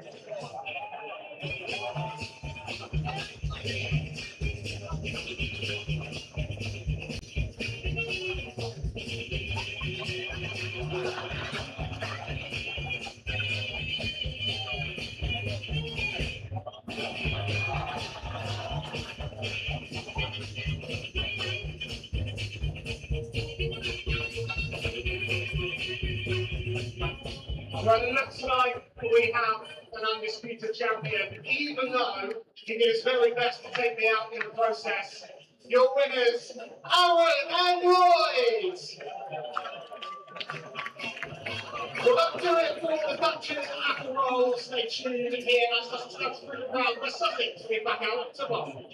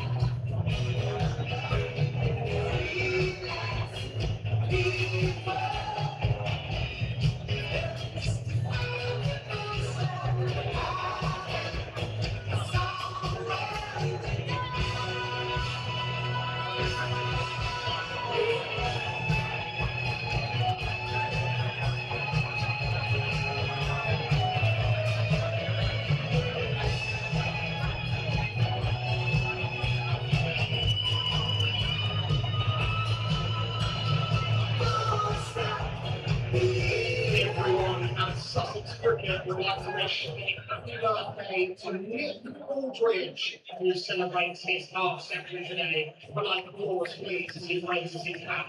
Now, head back down and push the century then.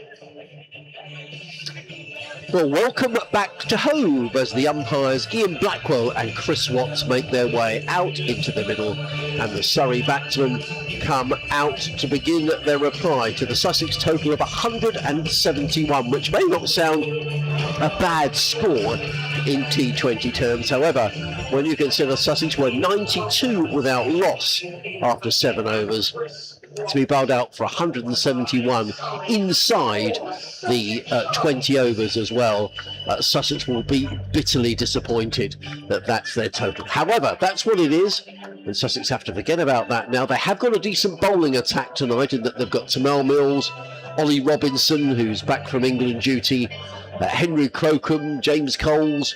So they've got plenty of bowling in the side. The big question is, have they got enough runs? And from the evidence we've seen so far, Churchy, I think on what looks a very good surface of the quick outfield, Sussex will need to bowl out of their skins if they're going to win this one. Yeah, you'd think they need to bowl Surrey out to win this, because it is a cracking surface. And Surrey's bowling figures, well, Topley's finished with 3 for 16 there, but it was Dan Lawrence and Tom Laws combined to take figures of 5 for 44 off the 8 overs that they bowled in tandem. And that's where it all went wrong. The first 5 wickets went to those two, and they went from 94 without loss in the 8th over to 122 for 5 in the 13th, and then we're all out for 171. So they're going to have to take wickets here and take wickets early. Well, Ollie Robinson is going to bowl the first over. He's going to bowl from the C end of the ground. First time he's bowled in the T20 this season. Ollie Robinson is running in and up the hill away from us into bowl to Jason Roy, and Roy's forward and plays that to backward point, and there is no run. So the first ball is a dot ball. Sussex got a slip in place, and I think that probably tells you that they feel if they're going to win this game, they've got to pick up early wickets. Tumult's up on duty there. So the men outside the circle, there's a deep square leg and a third man, I think, right down in the distance. Widest third man, almost a deep backward point as Robinson is in. Floodlights on, bowls to Roy, who clips that one away through mid wicket. That's going to run. Oh, it's a very good. Oh, well, very nearly a very good bit of fielding out there by Harrison Ward, who chased the ball around the boundary edge. He got a hand on it. I thought for a minute he dragged the ball back. Here he goes again. That's a good effort by Harrison Ward, but in so doing, he sort of dragged the ball back into his body. And the ball rolled over the line for 4 runs. So Roy is on his way. Well, that shot just shows what the surface this is. Back of a length, and Jason Roy has just waited for it and then punched it off the back foot through mid wicket for 4. Robinson in the bowls, and Roy steers that one down to third man, fielded way down in the distance. I think that's Ollie Carter all the way down there. It's quite interesting, this. I've noticed this with the first 3 balls. There's a slight change in Jason Roy's setup, which maybe I've missed it this season, but Jason Roy, normally when he stands, the bat, he holds it up and it's normally just over off stump. It's going out towards gully, and then he's pulling it back. So it's just a little change in Jason Roy's setup. So Robinson coming into bowl to Will Jacks. To the bowls, and Jacks plays this firmly to a backward point, fielded there by Tom Price, I think that is. And there is no run. Made 100 here, if you remember, last year. Will Jacks did fine yep. innings, wasn't it? Yeah, it was really good innings. Yes, it was. Tamal Mills is warming up in front of us. I think we're going to probably see the Sussex skipper. Can I say that is a violent warm-up? It was. From Tamal Mills. Yes, it was scary from here. Yes, I'd imagine he's not best pleased, if I'm being honest. Robinson over the wicket, bowls, and Jacks hammers that one, and a good bit of fielding actually by, is that Danny Briggs in there? It is. That was a good stop, because well. that was hit very firmly by Will Jacks. Yeah, look, he's just walked straight down the pitch on the line of leg stump, and then again trusting this pitch. He's just thrown his hands through it. That was a very good stop from Briggs, because that was travelling. Robinson in the bowls, and he beats Jacks outside the off. That was a good delivery through to John Simpson. There is no one, so a tidy enough opening over from Ollie Robinson. Just the 5 runs coming off of it. All 5 of those to Jason Roy, and Surrey are 5 without loss, with the floodlights starting to take effect. A bit of high-level cotton wool cloud on what's been a lovely day down at Hove. Packed house, and people, the majority of which has to be said, are Sussex supporters, will be hoping to see Sussex pick up some early wickets. Well, Surrey are 1 ahead of where Sussex were after yes, the first they are. over, because Sussex were 4 without loss after the first over. Now it's going to be James Coles to get it started from the Cromwell Road end of the ground. So young Mr. Coles joining up with England, of course, after this game. There's a touch of the young Hugh Grant about James Coles, I think, in 4 Weddings and a Funeral. As left arm around the wicket, he comes to Jason Roy. Starts with a full toss, and this is hit straight down the ground towards long off. Is that because of his hairstyle, you mean? Yes, it's just that look, isn't there? And Jason Roy moves on to 6. I wonder if he'll make as much money out of cricket as Hugh Well, Grant. he's doing all right. Well, he started off very well. Fair, he's probably made more than Hugh Grant did for 4 Weddings and a Funeral for the 100. As Will Jacks waits for Coles. Coles is into him, and well, Jacks has gone up, but over the top and away for 6. Over long off. And that was nothing more than his hands. Tossed up a touch from Coles, and Jacks had just put his wrist through that. And that has soared away for 6. A nice way to get off the mark from Will Jacks. And Surrey move on to 12 without loss. So now the long off comes up to mid off, and the mid on is going to go down to long on. As previous here, of course, as we were saying, Will Jacks with the 100 last year. Yes. Coles is into him quicker this time. Jacks will just flick this one into the leg side. They'll take a single. Oh dear, the throws are way over the top of Simpson. The backing up is good. And it'll just be a single. Jason Roy comes back on to strike on 6. 172 the target for Surrey in the second over. 13 without losses. That's fired in by Coles. Hits Jason Roy on the thigh guard. That was medium quick from Coles. And just hit the back leg of Jason Roy. Rolled away into the leg side. Coles in again, quick again down the leg side. Beautifully taken by John Simpson, who takes off the bails for good measure, but Jason Roy kept that back foot firmly rooted behind the crease line. Lovely bit of keeping from John Simpson. Coles is in once again to Roy. Yeah, he's bowling bleeding pace at the moment, and Jason Roy punches this one into the covers. Danny Briggs does the fielding, and there is no run. So final ball of this, the second over. As Coles is in, and that slog swept for 6. Jason Roy knew what was coming. That's hit the roof of the Spen Karma Pavilion. Yes. Because he knew it was going to be fired in, so he's just gone down on one knee outside his off stump and just helped it with the pace. It's still a hell of a shot. And it's hit the roof. Yes, it's sort of the roof over above where the Sussex Cricket Museum is. Which, if you're new to Hove, is well worth. Oh, it's superb. I went round there with Isabel Duncan a couple of years ago. Did you? During the championship game. What we particularly liked about it was the lockers. Oh, yes. Yes, a lovely touch. Yes. At the same stage, after 2 overs, Sussex were 15 without loss. Surrey are 20 without loss. Robinson runs away from us, in and bowls, and well, what a curious shot that was. It looked, it was easy to play the ramp shot. Well, he was playing the reverse ramp. Yes. There, Will Jacks. I think that, I'm not sure what he's got on this.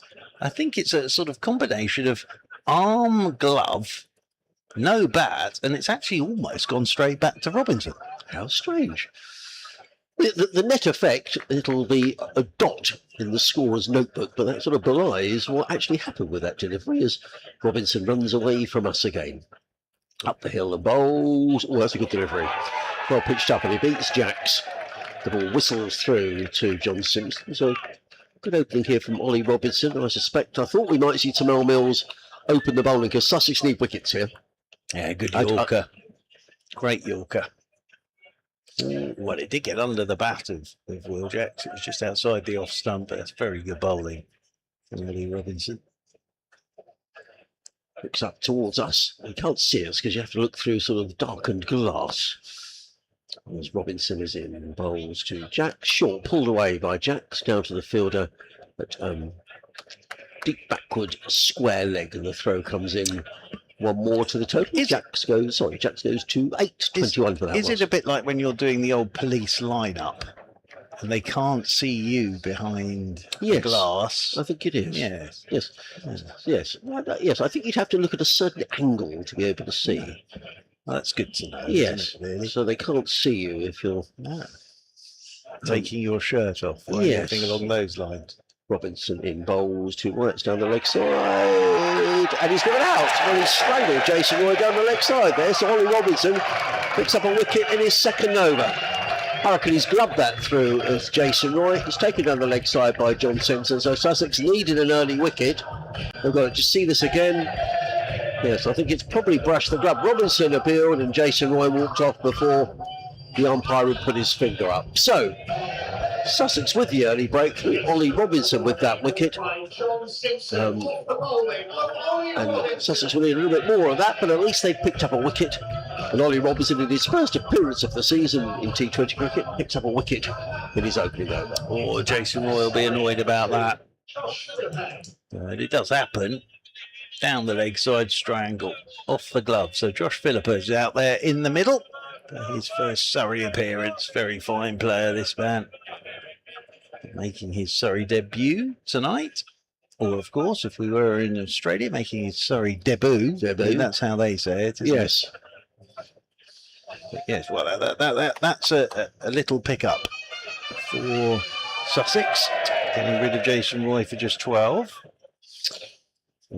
Sussex pick up another one here. Robinson runs away for us.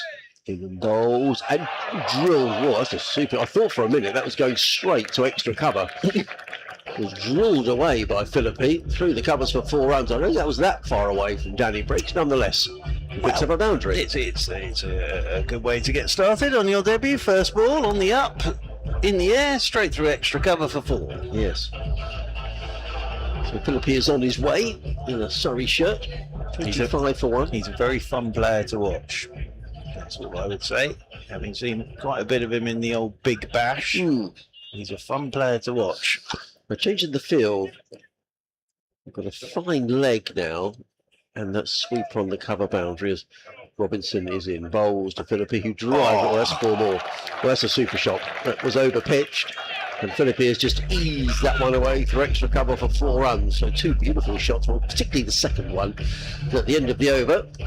9 runs coming off the over at the wicket of Jason Wright at the end of the 3rd over. Surrey are 29 for 1. In fact, they are in arrears at the minute because at the same stage Sussex were 32 without loss. Well, it's a very nice introduction, isn't it, to the old Vitality T20 past that for Josh Philippa. One through extra cover on the up in the air, and the next one slightly over pitch, driven all along the carpet and away through the covers for 4. Here's the captain, Tamal Mills. He's going to come down the slope as always on the Cromwell Road end. Those flats are having a bit of work done on them down there, aren't they, with the old scaffolding on? It looks really ugly. It's been like that all summer. I lived in the flats. I'd be a little bit fed up, I think. Yes. I think I'll be complaining to the Residents Association. Well, as in over the wicket comes Tamal Mills. Left arm over, of course, to Will Jacks. Goes uppercut down towards third man, and it'll beat the dive. And away for 4 it goes. So Tamal Mills banging that first one in. Will Jacks helping it up, but over the top of short third. And despite the best efforts of Harrison Ward, he couldn't get round to that. And it's away for 4. Maybe they're doing a repainting job. Well, I don't know. I mean, occasionally you see the odd workman. I have no. I mean, they almost look to me like they're empty, those flats. I need to wander around there and find out what's going on because they don't look great for seafront apartments or whatever they are. No, as left arm over the wicket goes to Tamal Mills, and this is 4 more because it's just been hammered on the up again, straight over the covers for 4. And I'm sorry to sound like a boring old broken record, but this is a hell of a pitch to bat on. There is no margin for error. And again, he's just seen the length of that and has thrown his hands through it as Will Jacks. I think it came more off the toe end of his bat, but it has whistled off to the boundary rope for 4. So, back-to-back boundaries off to Tamal Mills. Mills hop and a skip as always, and then left arm over the wicket he comes to Will Jacks, and Jacks has swung this one over the leg side again. I don't think he's got all of this, and it's 1 bounce and away for 4. No, it's gone all the way for 6. Wow, because it didn't sound great off his bat, but it's gone all the way just over the boundary rope for 6. So that's 4, 4, 6, 14 off Tamal Mills' first 3 deliveries, and Surrey are 43 for 1. Well, it's a cracking start, isn't it? I know Sussex have picked up a wicket, but they desperately need another wicket, really, because 22 off 11 is Jacks now. Where does Tamal Mills go now? He hasn't tried a slower ball yet. In over the wicket he goes. There's a slower ball, and that's carved away by Will Jacks down towards Harrison Ward at third man. So just the single. And that brings Josh Philippa on to strike, whose first 2 deliveries he drove through the covers for 4. A group of gentlemen in the stand away to our left has stood up watching now. Yes. Well, 2 of them are aren't actually watching the game. They've got their backs turned and looking in the car park. It's probably a lovely sunset, I would imagine, maybe, over there. But, yeah, it's beautiful. So, no sign of Spanish plumes here, as Tamal Mills will come. Left arm over the wicket to Josh Philippa. And now that's it. I think hit him straight on the crash helmet. Yeah, I think it did. It was banged in. He was looking to hook. Leg buys the signal. I think we'll have a concussion check here. I'm pretty certain on Josh Philippa, because that was quick from Tamal Mills, and it was through and on to Philippa before he was even halfway through the shot.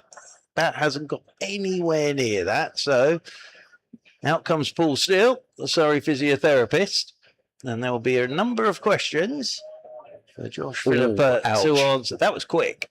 That was really quick from Tamal Mills, because, as I say, Philippa wasn't even halfway through that shot by the time it struck him. Now, he looks fine. He's got a big smile on his face, and he's getting to know Paul Steele extremely well here with the concussion protocol.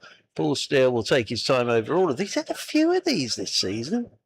Paul Steele, he had Gus Atkinson at Trent-Bridge. Now he's got Josh Philippa, and he's going to check the new man's helmet. Of course, it will be the first time he's worn this helmet. Josh Philippa, he looks fine. He looks fine. He's chatting away, but this is quick. Look, where the batters just hits him. And also, so often why they're so careful these days is that there is delayed concussion, isn't there? I mean, this is what we had with Gus Atkinson. So, at Trent-Bridge, Gus Atkinson got hit by Josh Tuck.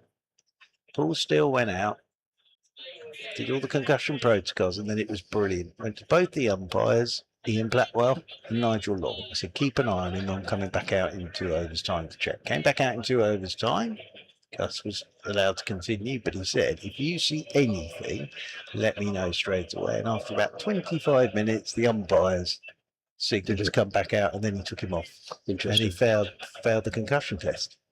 So it was brilliant communication. Yes. Well, yeah. And they were showing a picture of the sunset there, which was a lovely sunset here at Hove. Not that Josh Philippa is going to be too worried about that. Yes, well, he's okay. He's continuing. So Jax is on strike.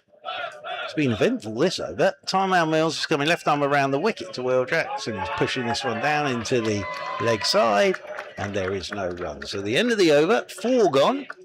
And Surrey 45 for 1. Josh Philippa is 8 off 3. Jax is 23 off 30. And Surrey's target is 172. When we were at the Oval for the County Championship match, we were joined by the excellent Cameron Steele. We were. And he was relating the story how he was hit and how that was delayed concussion as well. And for about a week, he was saying he was in bed. It was really, really did feel really groggy, but it didn't really take effect for a little while.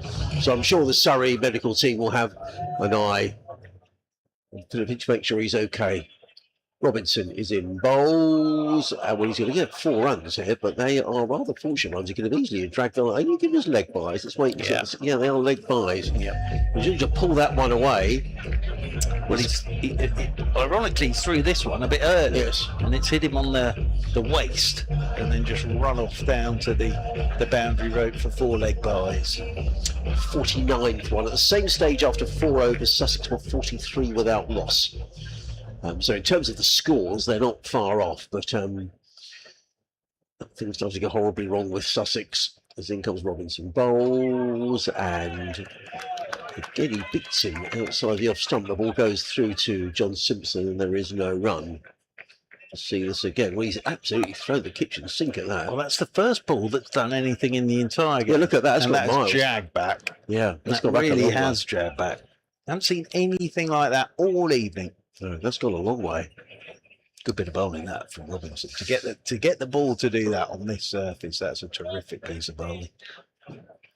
He's in again. Here's Robinson bowls and clipped away to square leg. Throw comes in and well backed up.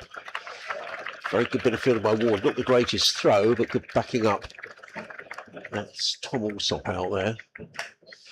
And of course, the first time they batted together here, Jax and Philippa, he was setting off for a single that wasn't there. So Jax, quite rightly, stood his ground and sent him back. You can see the sun going down behind the trees there. Yeah, lovely. To our left-hand side. This is silhouettes, the trees, aren't they? Philippa waits. And Robinson is in from the C end of the ground. Bowls. And again, a swing and a miss. Is he caught behind? No, he's not. Robinson didn't appeal. John Simpson half appealed. Philippa played 3 shots. He played 2 beautiful shots. The first 2 shots they arrived at the crease. That was a horrible shot, wasn't it? That was a bit of a hoik. That's again, got it to nip back and bounce. He has, yeah. That's Ollie Robinson. Very good bit of bowling.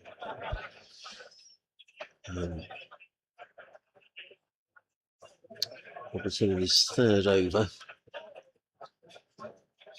And in again, bowls. And Phillip has hammered that one away, but that's going to be 4 runs.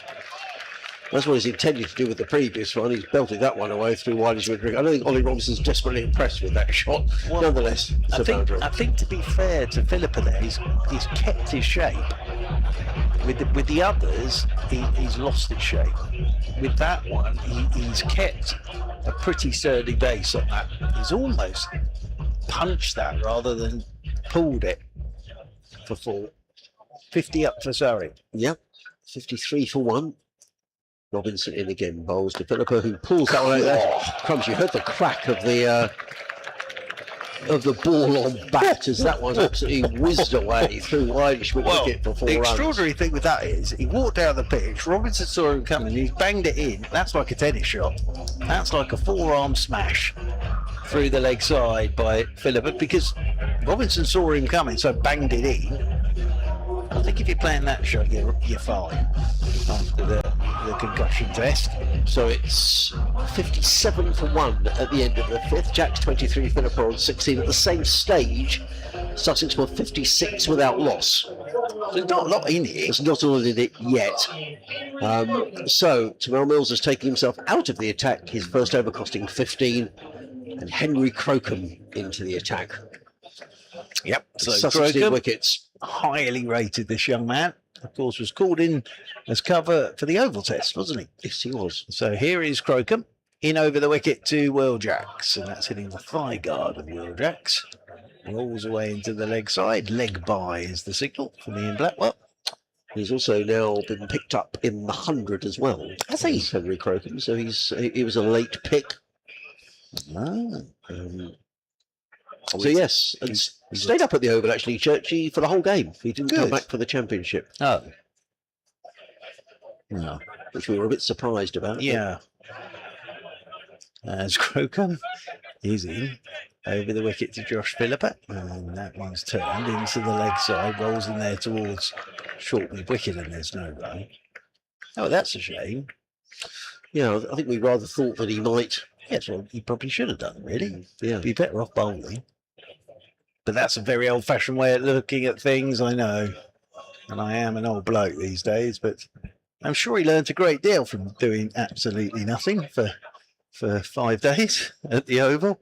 As in over the wicket comes Crocombe once again, and Phillippa's down on one knee and then just dinks him up and over the top of a short fine leg, and that whistles down to the boundary rope. So Josh Phillippa's on to 20, and they've all come in boundary so far.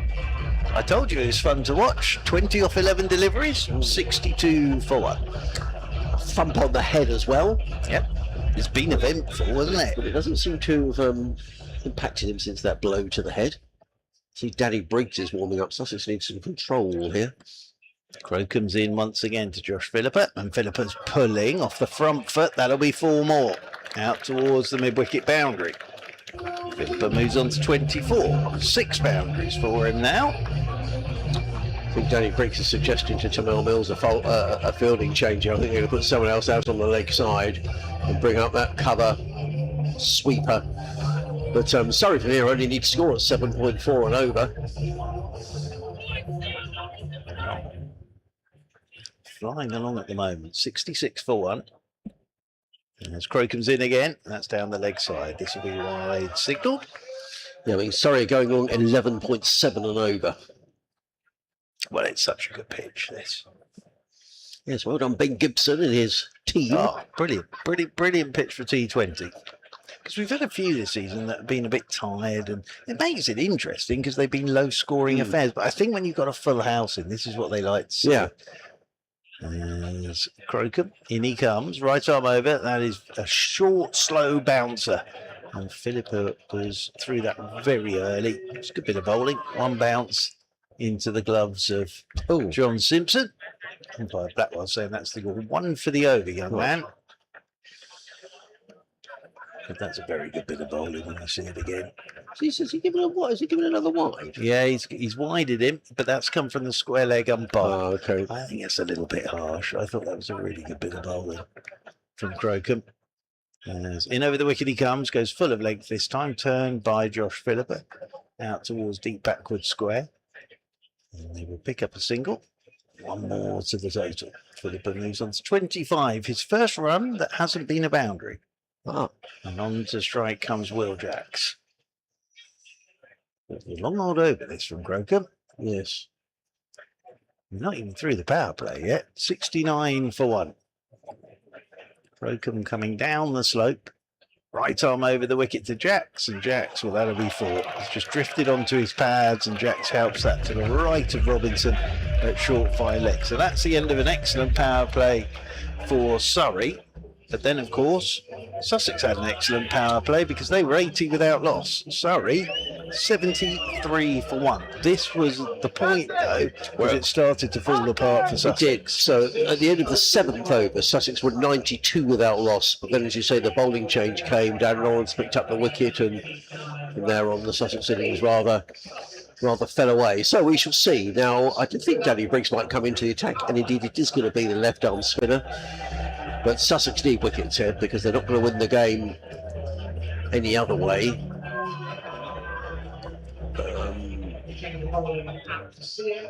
So, what could Danny Briggs do? Leading wicket taker in T20 blast history. And Sussex, boy, do they need a hatful from him now as he comes in and bowls.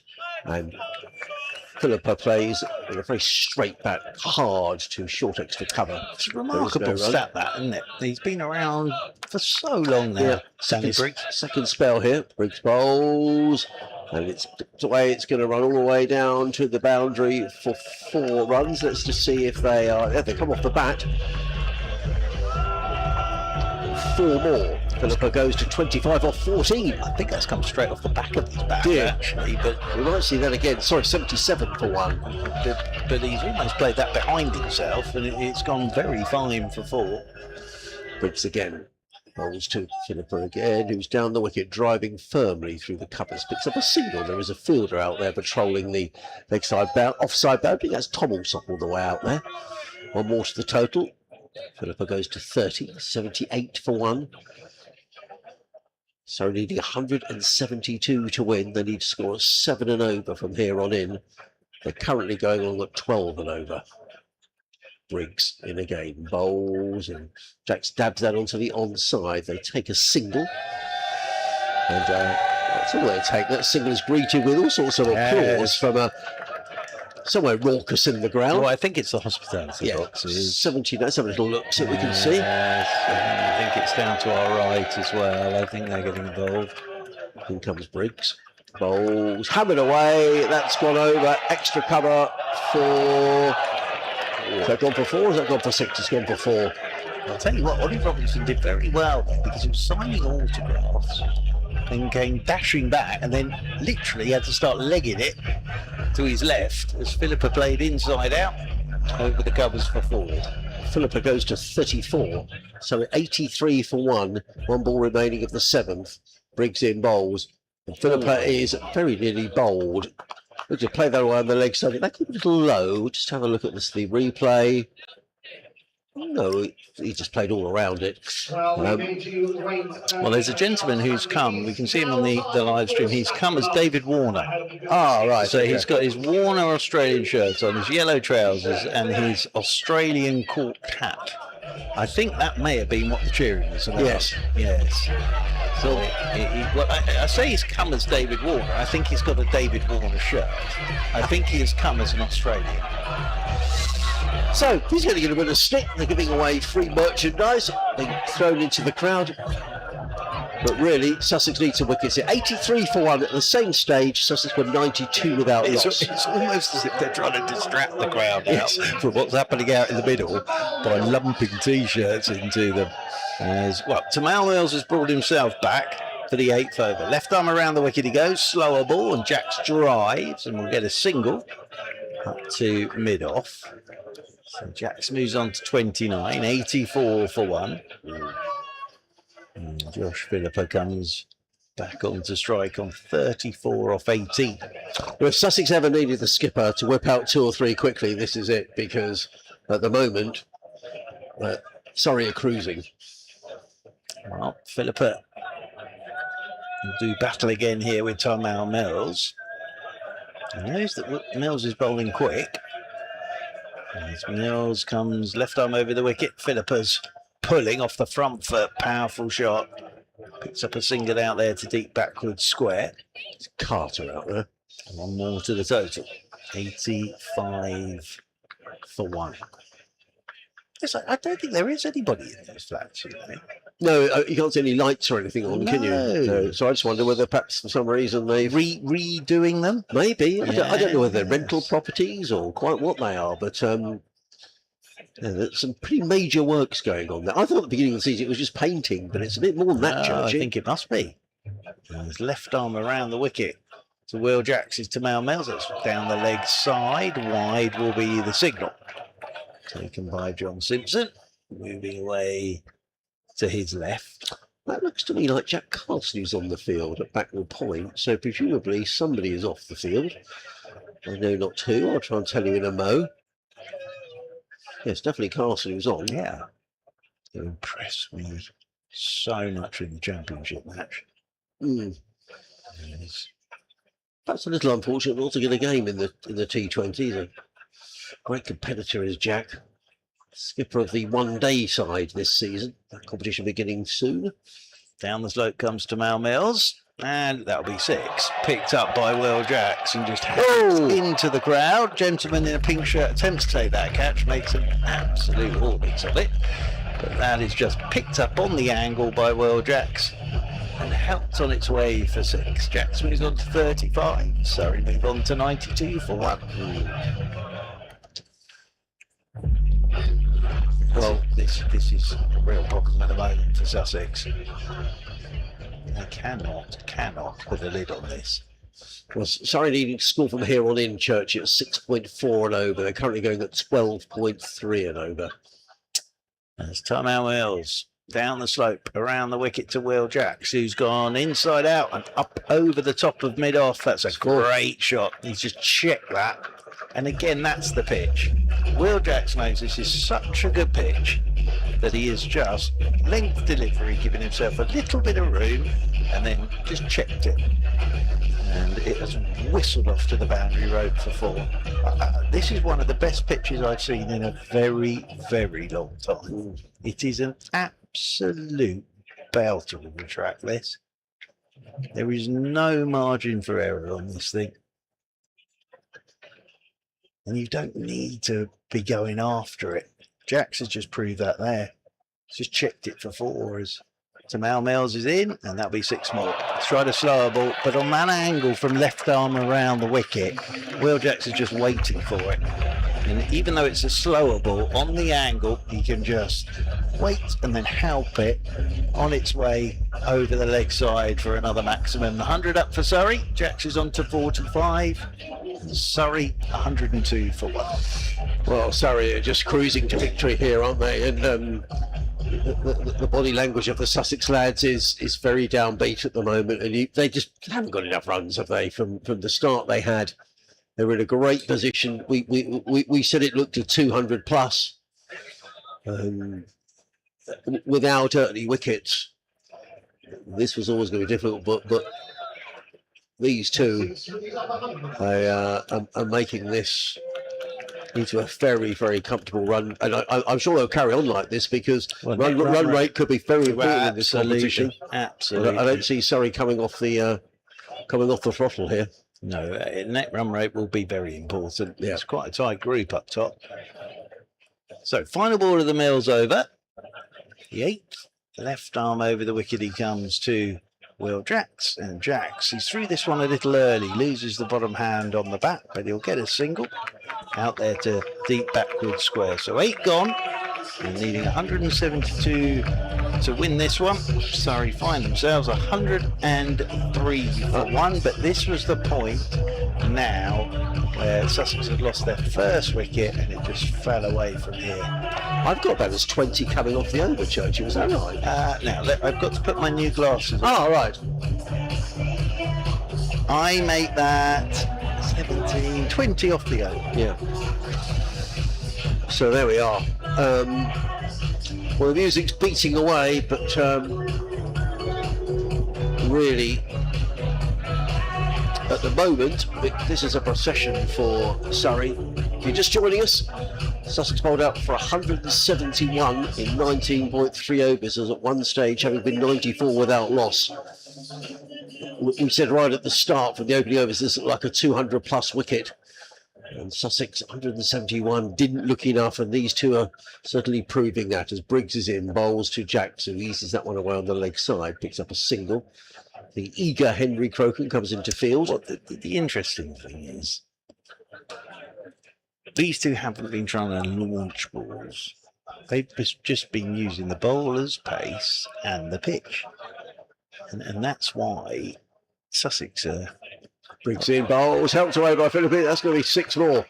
That's helped away over mid-wicket for 6 more. Sorry, Churchy, to interrupt you. Philippa goes to 41. I'd say this is a 250 pitch. I think you're probably 250. Right. With the start that Sussex had, in my head, I was thinking 250. So they are 80 runs short. Yeah, of where they needed to be. I think we've lost another ball, actually. My car's there. Yes. Slightly concerned. Yes, because when I got out, I said to the gentleman, do I need to put something in the windscreen? And he said, no, the balls won't get near here. And I went, no, do I need a pass to say that I'm... And he said, oh, no, you're fine. I think he thought I meant, should I protect my windscreen? That is exactly, again, where that ball's gone. Yes. So... Briggs around the wicket to Philippa, who's hammering this one away. That's going to be 4 more. It's eluded short extra cover. And this is, well, at this rate, Surrey could get there in about 12 overs. Yeah, at this rate, we're having an early finish. Sure. Yeah. Just 114 for one.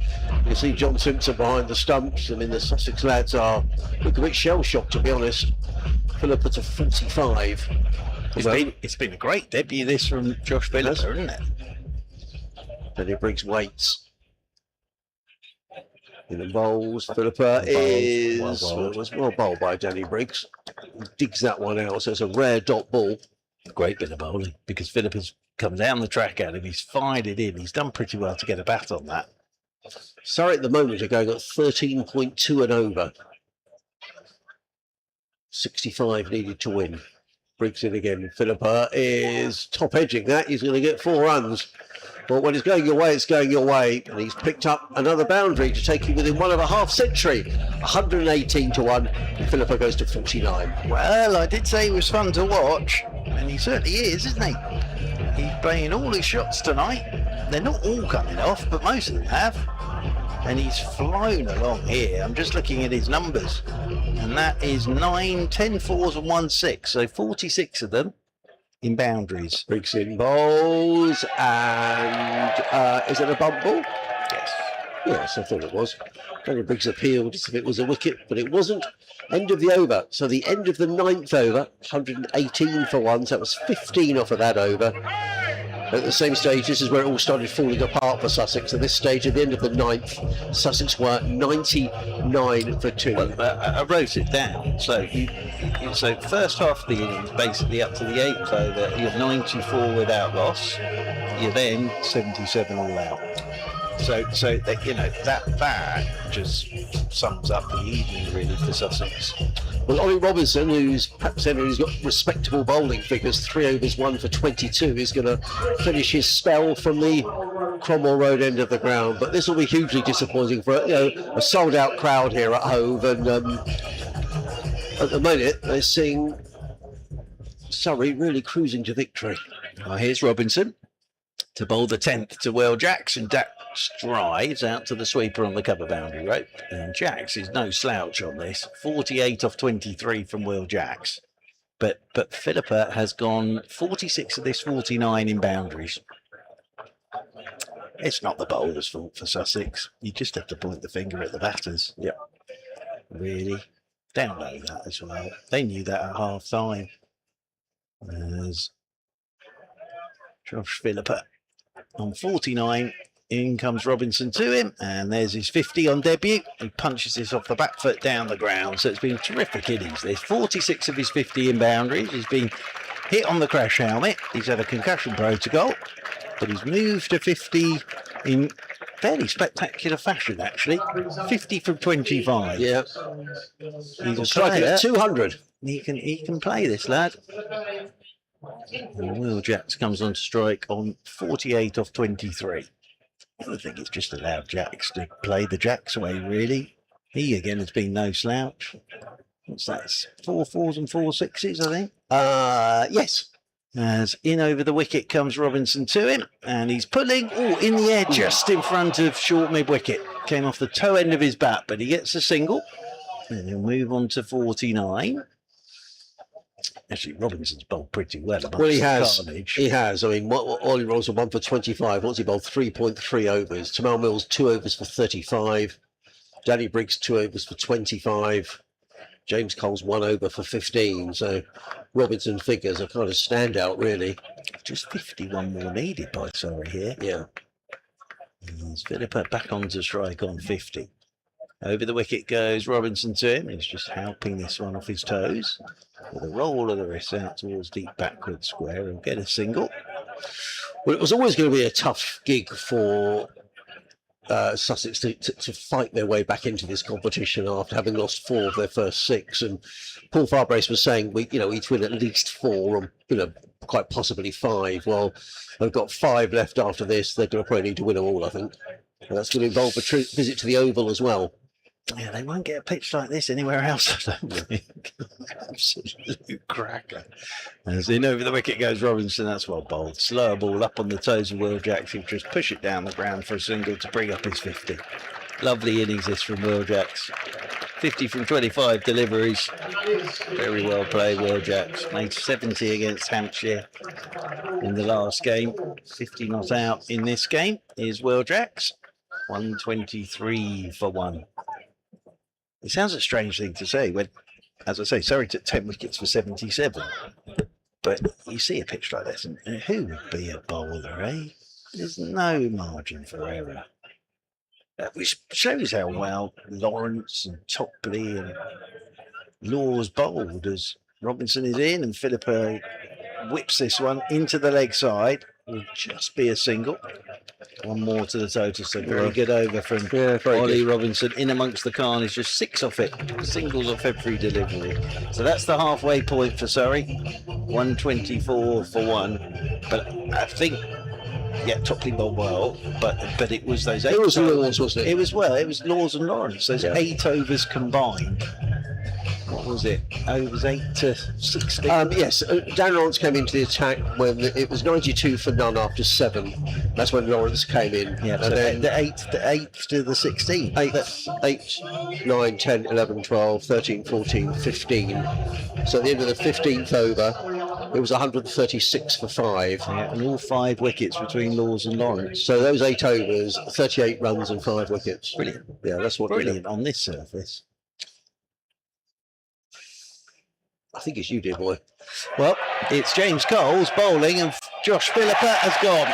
He's gone inside out, looking to go too long off, and Ollie Carter takes the catch of what an innings that has been from Josh Philippa. He moves on to and goes for 52. He almost got that to the right of Carter, but good catch. Came round and got underneath it, but what an innings from Josh Philippa. He'll get a nod from his captain Sam Curran there. And Philippa goes for 52, 124 for 2. But that's an exciting start. And that partnership as well was worth 103. Yes, it was. Between Will Jacks and Josh Philippa. Almost unnoticed that, actually. So, partnership of 103. And they keep coming. Sam Curran makes his way out to the middle to join Will Jacks. I've seen some extraordinary things over the 23 years of this competition, but if Sussex were to win this, this would be the most extraordinary thing I have ever seen in T20. Yes, I would agree. Yeah. So, Sam Curran takes his guard. So James Coles has his first wicket, 1 for 15. But lovely innings from Josh Philipper.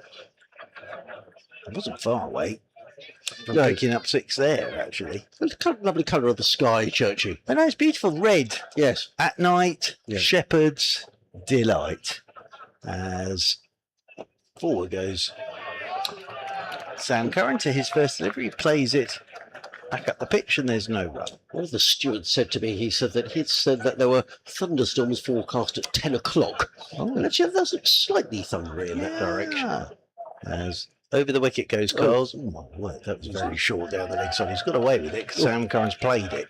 It's gone down to short fine leg. What they're worried about in Nottinghamshire are Spanish plumes. Oh, what's the Spanish? Well, apparently that's like a 2-hour thunderstorm where it just rains almost a week's rain. As Sam Curran is off the mark. Just turns this one. What, tomorrow? Well, that's what the weather forecast were talking about. Right. Single. As you can imagine, Jonathan Agnew was obsessed with Spanish plumes. As onto strike comes Will Jacks on 50. 125 for 2, Surrey. So 47 more required, but we're only in the 11th over. James Coles left arm around the wicket to Will Jacks. That's wide outside the off stump, and that will be signal wide because Jacks has had nothing to do with that whatsoever. And Connor Watts puts out both arms. Coles did get that one to turn actually, but it was starting wide and went wider. Oh, he's done it again here, so that'll be another wide. One more to the total. Surrey only bowled 1 wide, and I think that's the 5th wide. As Coles comes in, and Jack's on the back foot hammers this. And pick up a single. And it comes around to do the fielding. Yeah. 1 more to the total, and the left-handed Sam Curran comes on to strike. Yes, were it to rain, no need to worry for Surrey because DLS is 83. Yes, they're well ahead of where they need to be. You couldn't go to Josh Philipper and say, "Oh, why did you get out then?" Sam Curran onto the back foot and just dab this one to the left of backward point. So Mal Mills does the fielding. So the end of the over from Coles picks up that wicket of Josh Philipper. Surrey 129 for 2, needing 43 more with 9 overs remaining. Yes, I don't know if the cameraman's able to show, but it's really quite a sight. The colour of the sky away to the west, where you've got the sun setting and almost a purple-coloured sky. There we are. Thank you. Beautiful, It is beautiful, absolutely gorgeous. You can see across towards the sea over the southwest corner of the ground here at Hove. Thank you for joining us here on the BBC and also via the Sussex Cricket Club live stream. Well done to Jack, well done to Isaac, well done to the cameraman whose name I forget.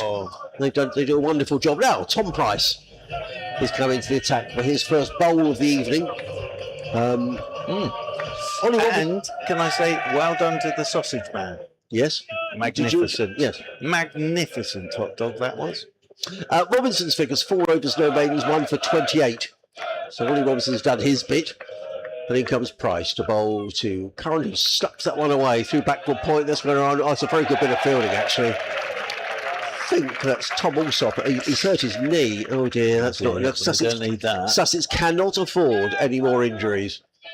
Well, I think he's okay. That's how Tom Clark injured his knee against Middlesex a few weeks ago. And he, poor old Tom's out for many, many weeks. I think he's okay, Tom. Yeah. I mean, one thing Sussex couldn't afford this season was to pick up a rack of injuries, which, with unable to bring players in, and Paul Firebrace has never ever offered it as an excuse. In comes Price, as good old Sussex by the sea, rings out around the ground, and Curran hammers that one down to long on and picks up a single. He goes to 4, and sorry, to 132 for 2. Do you know what? I do like a proper Frankfurter. And was it? A good Sorry, I one? was talking about Mr. Sausage again. Oh right. And it was lovely with dried onions. Did he have a queue? Very good. We probably did later. No, I was the first one there. Oh, Oh yes. And comes Price over the wicket bowls, and Jacks just caresses that down to long on. And Surrey are just picking up the ones and the twos here. 4 off the over so far. 133 for 2. What did you have for your? We got ours to the in pavilion? yes, I did. And Very I had nice. chicken. I forget what the name of it is now, but it was a very nice bit of chicken in a bun with Chicken burger. yes, chicken. Yeah, Yes. but it was called fancy. It was called something Chicken fancy royale. with potato Yeah, it's very wedges nice. and coleslaw. It was very nice. So Excellent. thank you, Sussex, for my tea. There's Price is coming around the wicket to the left-handed Tom Curran. Sorry, Sam Curran. He's in and bowls, and Curran clips this one to Henry Croker, who fields at mid-wicket, and there is no run. So decent over so far from Tom Price, but in reality, Surrey are just picking off the ones and the twos here. Well, you know, I spent most of my childhood here. Yes, you did. So I love this place. Yeah. And you know, it's difficult times for Sussex. Absolutely. It's not easy. It's a great club. It really is. In comes Price and bowls, and Curran drives firmly through the covers. That's going to probably race away for 4 runs. Yeah, there's no stopping there. It's a quick outfield, slightly over pitch by Tom Price. I don't think, to be fair, that Sam Curran got all of that, to be honest. But again, But he's I'm so run away sorry. very quickly. I'm so sorry to repeat it again. It's the pitch. You know, even if you miss hitting, it's such a good pitch that you just trust it. And the outfield's quick, as you said, it's like a carpet. Yes, so it just raced away, even up the hill. Whistles away. 137 for 2. I hope people aren't going to get wet on their way home, because it does seem to be rather building up as the cloud. In comes Price bowls, and Curran plays that back down the offside of the track. There is no run. So in the innings so far, that's relatively tidy from Tom Price. Just the 8 runs coming off the over. And the end of the... Is that the end of the 12th, Church? Yes, 12 over, 8 to go. 137 for 2. What was the end? Did you make a note of the score at the end of the 11th? I did. Which was a bit... I did. Let me get my new glasses out. Yes. 129. Thank you. So I was right, yes. 8 runs coming off of the over. So the equation is 35 needed to win in 48 balls. There were 4 gentlemen there up the back of the stand who looked like they've had a great evening. Did they? Oh, they packed it in the 2.5 hours that we've had. As Coles, left arm around the wicket, and this is punched off the back foot by Will Jacks. Very sensible innings this from Will Jacks. So experienced now, Will Jacks. They just seem to have decided now they're just going to ease their way. No need for any heroics. 53 for Jacks now off 28 deliveries. Sam Curran 9 off 9. Another 34 needed by Surrey. Coles goes left arm over the wicket. Oh, now here goes Sam Curran. Hasn't got all of this. Harrison Ward should take the catch. He will go off. Sort of got the bottom hand into it. Did Sam Curran, but just didn't get hold of it at all. And Harrison Ward down below us took a pretty simple catch, really. So Sam Curran goes for 9. And Dan Lawrence, he of the 94 not out. He had a remarkable, let me remember, 5 days against Hampshire. So on the Friday night, he made 94 not out. On the Sunday, in the opening day of the championship game, he made 218.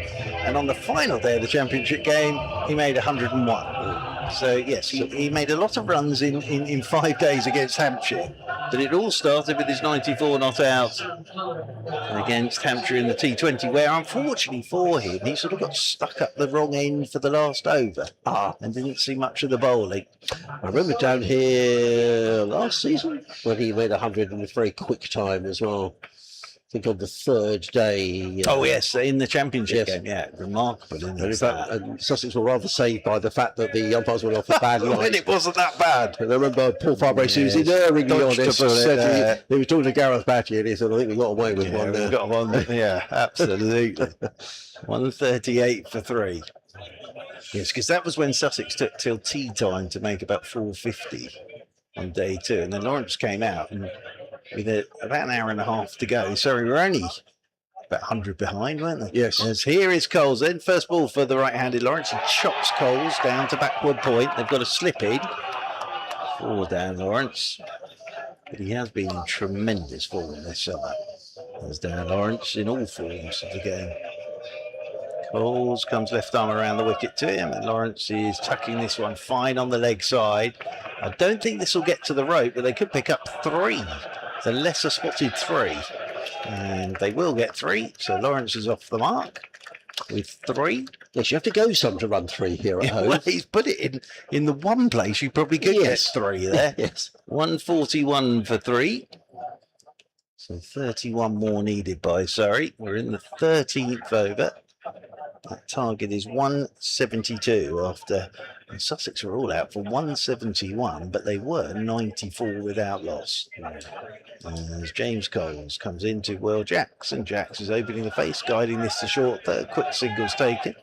Robinson goes to the bowler's end, but Jacks is safely through. So one more to Will Jacks. He moves on to 54. 30 more required by Surrey. Another seagull. Yes. Flies across in front of us. A lone seagull.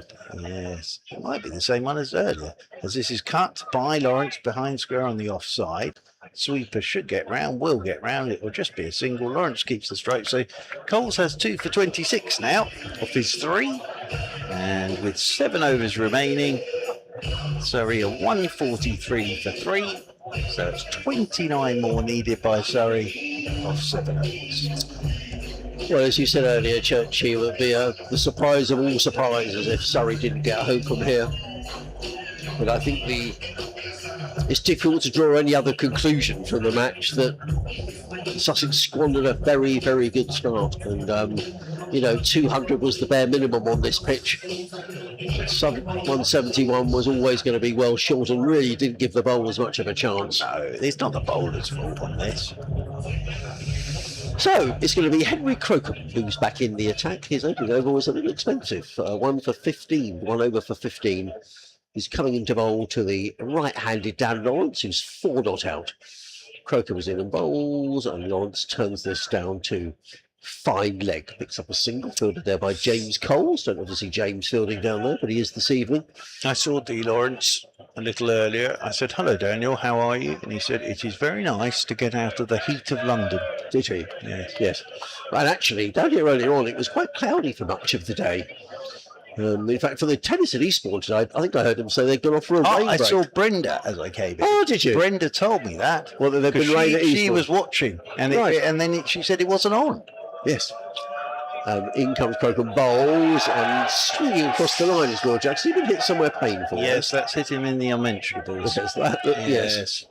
Ouch, and that's probably not much fun when you're facing Henry Crocombe. I don't think it could have hit him any squarer in the unmentionables there. I think that's very painful. And Henry Crocombe is of reasonable pace. I think he'll be all right, but he's getting his breath back. Yes. No, he did. I was very surprised. I put on the radio and they said, "Oh, raining at Eastbourne." I said, "Raining at Eastbourne?" Nice to see Brenda. Yep, good old Brenda. She'll be there. She'll be disappointed tonight. As in comes Crocombe, bowls, and it's helped away, and that's gone before it's a full toss. And Jax has just helped its way down to blind leg for 4 runs. Yeah, she was the first in the queue as always. Yeah. It's Brenda. And a very nice gentleman next to her as well. He said hello to me. And That might have been Nick G. yes, well, he said to send his best to you as well. Oh, did he? Yeah. Oh, that was kind. Very good of him. But that was when Brenda told me that there had been rain in East. Right, there you go, you see. Yes, you see. Get all the information. I certainly did. 148 for 3. Surrey 24 to win. Crocombe is on his way and bowls, and Jax eases that one away through backward point, picks up a single. In comes that's Harrison Ward to field, but it's another single to the total. You see, I remember Brenda when I was playing age group cricket. Well, all those years ago. Yeah, she's Sussex's number 1 fan. Yeah, Unbelievable. And the club are very good. They it was her 80th birthday a year or so ago, and a nice party, and it's what it's all about, isn't it? She opened the bowling against Hampshire that week. 149 for 3. As in comes Crocombe, bowls and hammered away. Is that going to be caught? No, got his hand to it. right out by the dugouts in front of the pavilion, and the fielder was racing around the pavilion, the boundary edge, and nearly colliding with people in the dugout. The umpire's waiting for the signal, and that's 6. Well, Ollie Robinson down there ran out of room, stuck a hand out, and actually knocked it straight over the boundary rope for 6. He sort of careered into the... Well, he's ended up in the Surrey dugout as well there, Ollie Robinson. 155 for 3. Lawrence to 11, so just 17 needed to win. It's Crocombe is in again. Bowls. So Lawrence hammers that down the ground. That's gone for 4 more. 159 for 3. At the end of Henry Crocombe's over. Well, 6 overs to go, but in reality, this game was settled some time ago. Well, I don't think I'm exaggerating where I said Sussex left 80 runs out there. Yeah. Well, this needed to be almost minimum 250 on this. Really, it's such a good pitch. It really is. And actually, Surrey here haven't really pushed the trigger. They've just played authentic shots in T20 because they trust the surface. And they're down to just 13 required now with 6 overs remaining. Well, that was 16 off the Crocombe over. Does Brenda still bring the ball? Yes, she does. Oh, she does. She comes. Well, isn't it? Yeah. So for those who don't know, Brenda Lower, who's Sussex's biggest fan, and when a ball goes out on the ground, generally Brenda brings the box of balls on. So it's a bit of a tradition, and she always gets in the county championship, she always gets a round of applause. Big cheer. Yeah. Big cheer. But on the field, I'm afraid Sussex have had a bit of a hiding here tonight, Churchy. Well, David Warner's seen enough, he's off. Yeah, it's just quite a few people have to get to go, actually. Just walked off. As here is Coles then going left arm around the wicket, and this will be hit straight down the ground for 4. You hear that sound of the ball hitting the boundary boards down below us. So Will Jacks picks up another boundary, and we are rapidly heading towards an early finish here. This has been it's been a dominant performance from Surrey. 163 for 3, so 9 more required. Jacks is 63 not out. Coles is in again. Jacks backs away, cuts out towards the sweeper on the cover boundary rope. And they'll pick up 1 more. And 64 for 3. So Surrey's net run rate, it will improve it. Because they're going to win within a bit of time to spare as well. 8 required by Surrey. As Coles is into Dan Lawrence, and Lawrence goes inside out over the top of cover. Just a single there out towards the sweeper on the cover boundary rope. Lawrence will leave Jacks on strike. Lawrence 16. Jacks 64.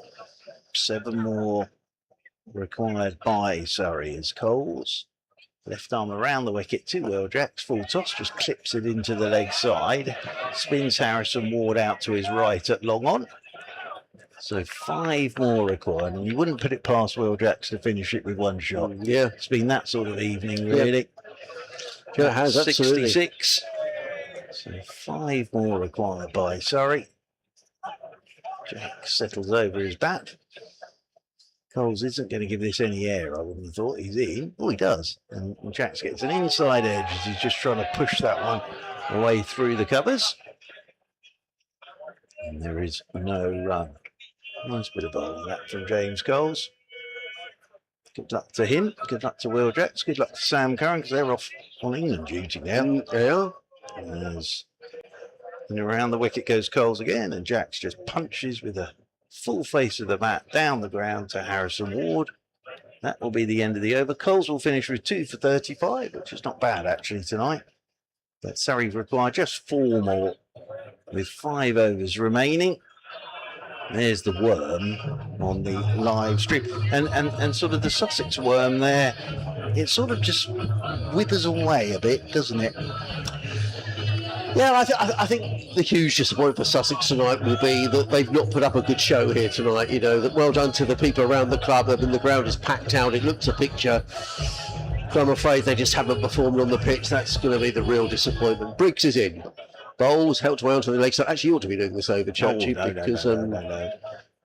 This is well, you do the coup de grace. Ooh. 2 needed to win. What does that actually mean? I've no idea. Ah, but it's French. Yes.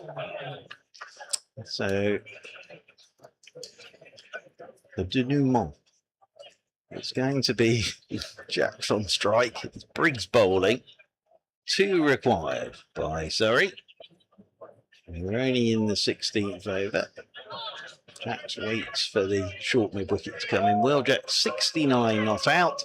Here is Briggs 2 well Jacks, and Jacks punches off the back foot. That'll be a single. So just 1 required now by Surrey. It's going to be an early finish here at Hove. But it was the bowlers really, and Lawrence and Laws in particular for Surrey with the ball that changed this game and won this game for Surrey. And actually it'll be Dan Lawrence on strike with an opportunity here to hit the winning runs. They're bringing all the field up now. Yes, which is understandable. So saying to Dan Lawrence, hit me over the top. Doesn't Danny Briggs. I don't know why they're doing this really, Sussex. I mean, well, Tom Mills doesn't actually know where he's going at the moment, I don't think. He's off to short fine leg. They are keeping a couple on that mid-wicket boundary rope.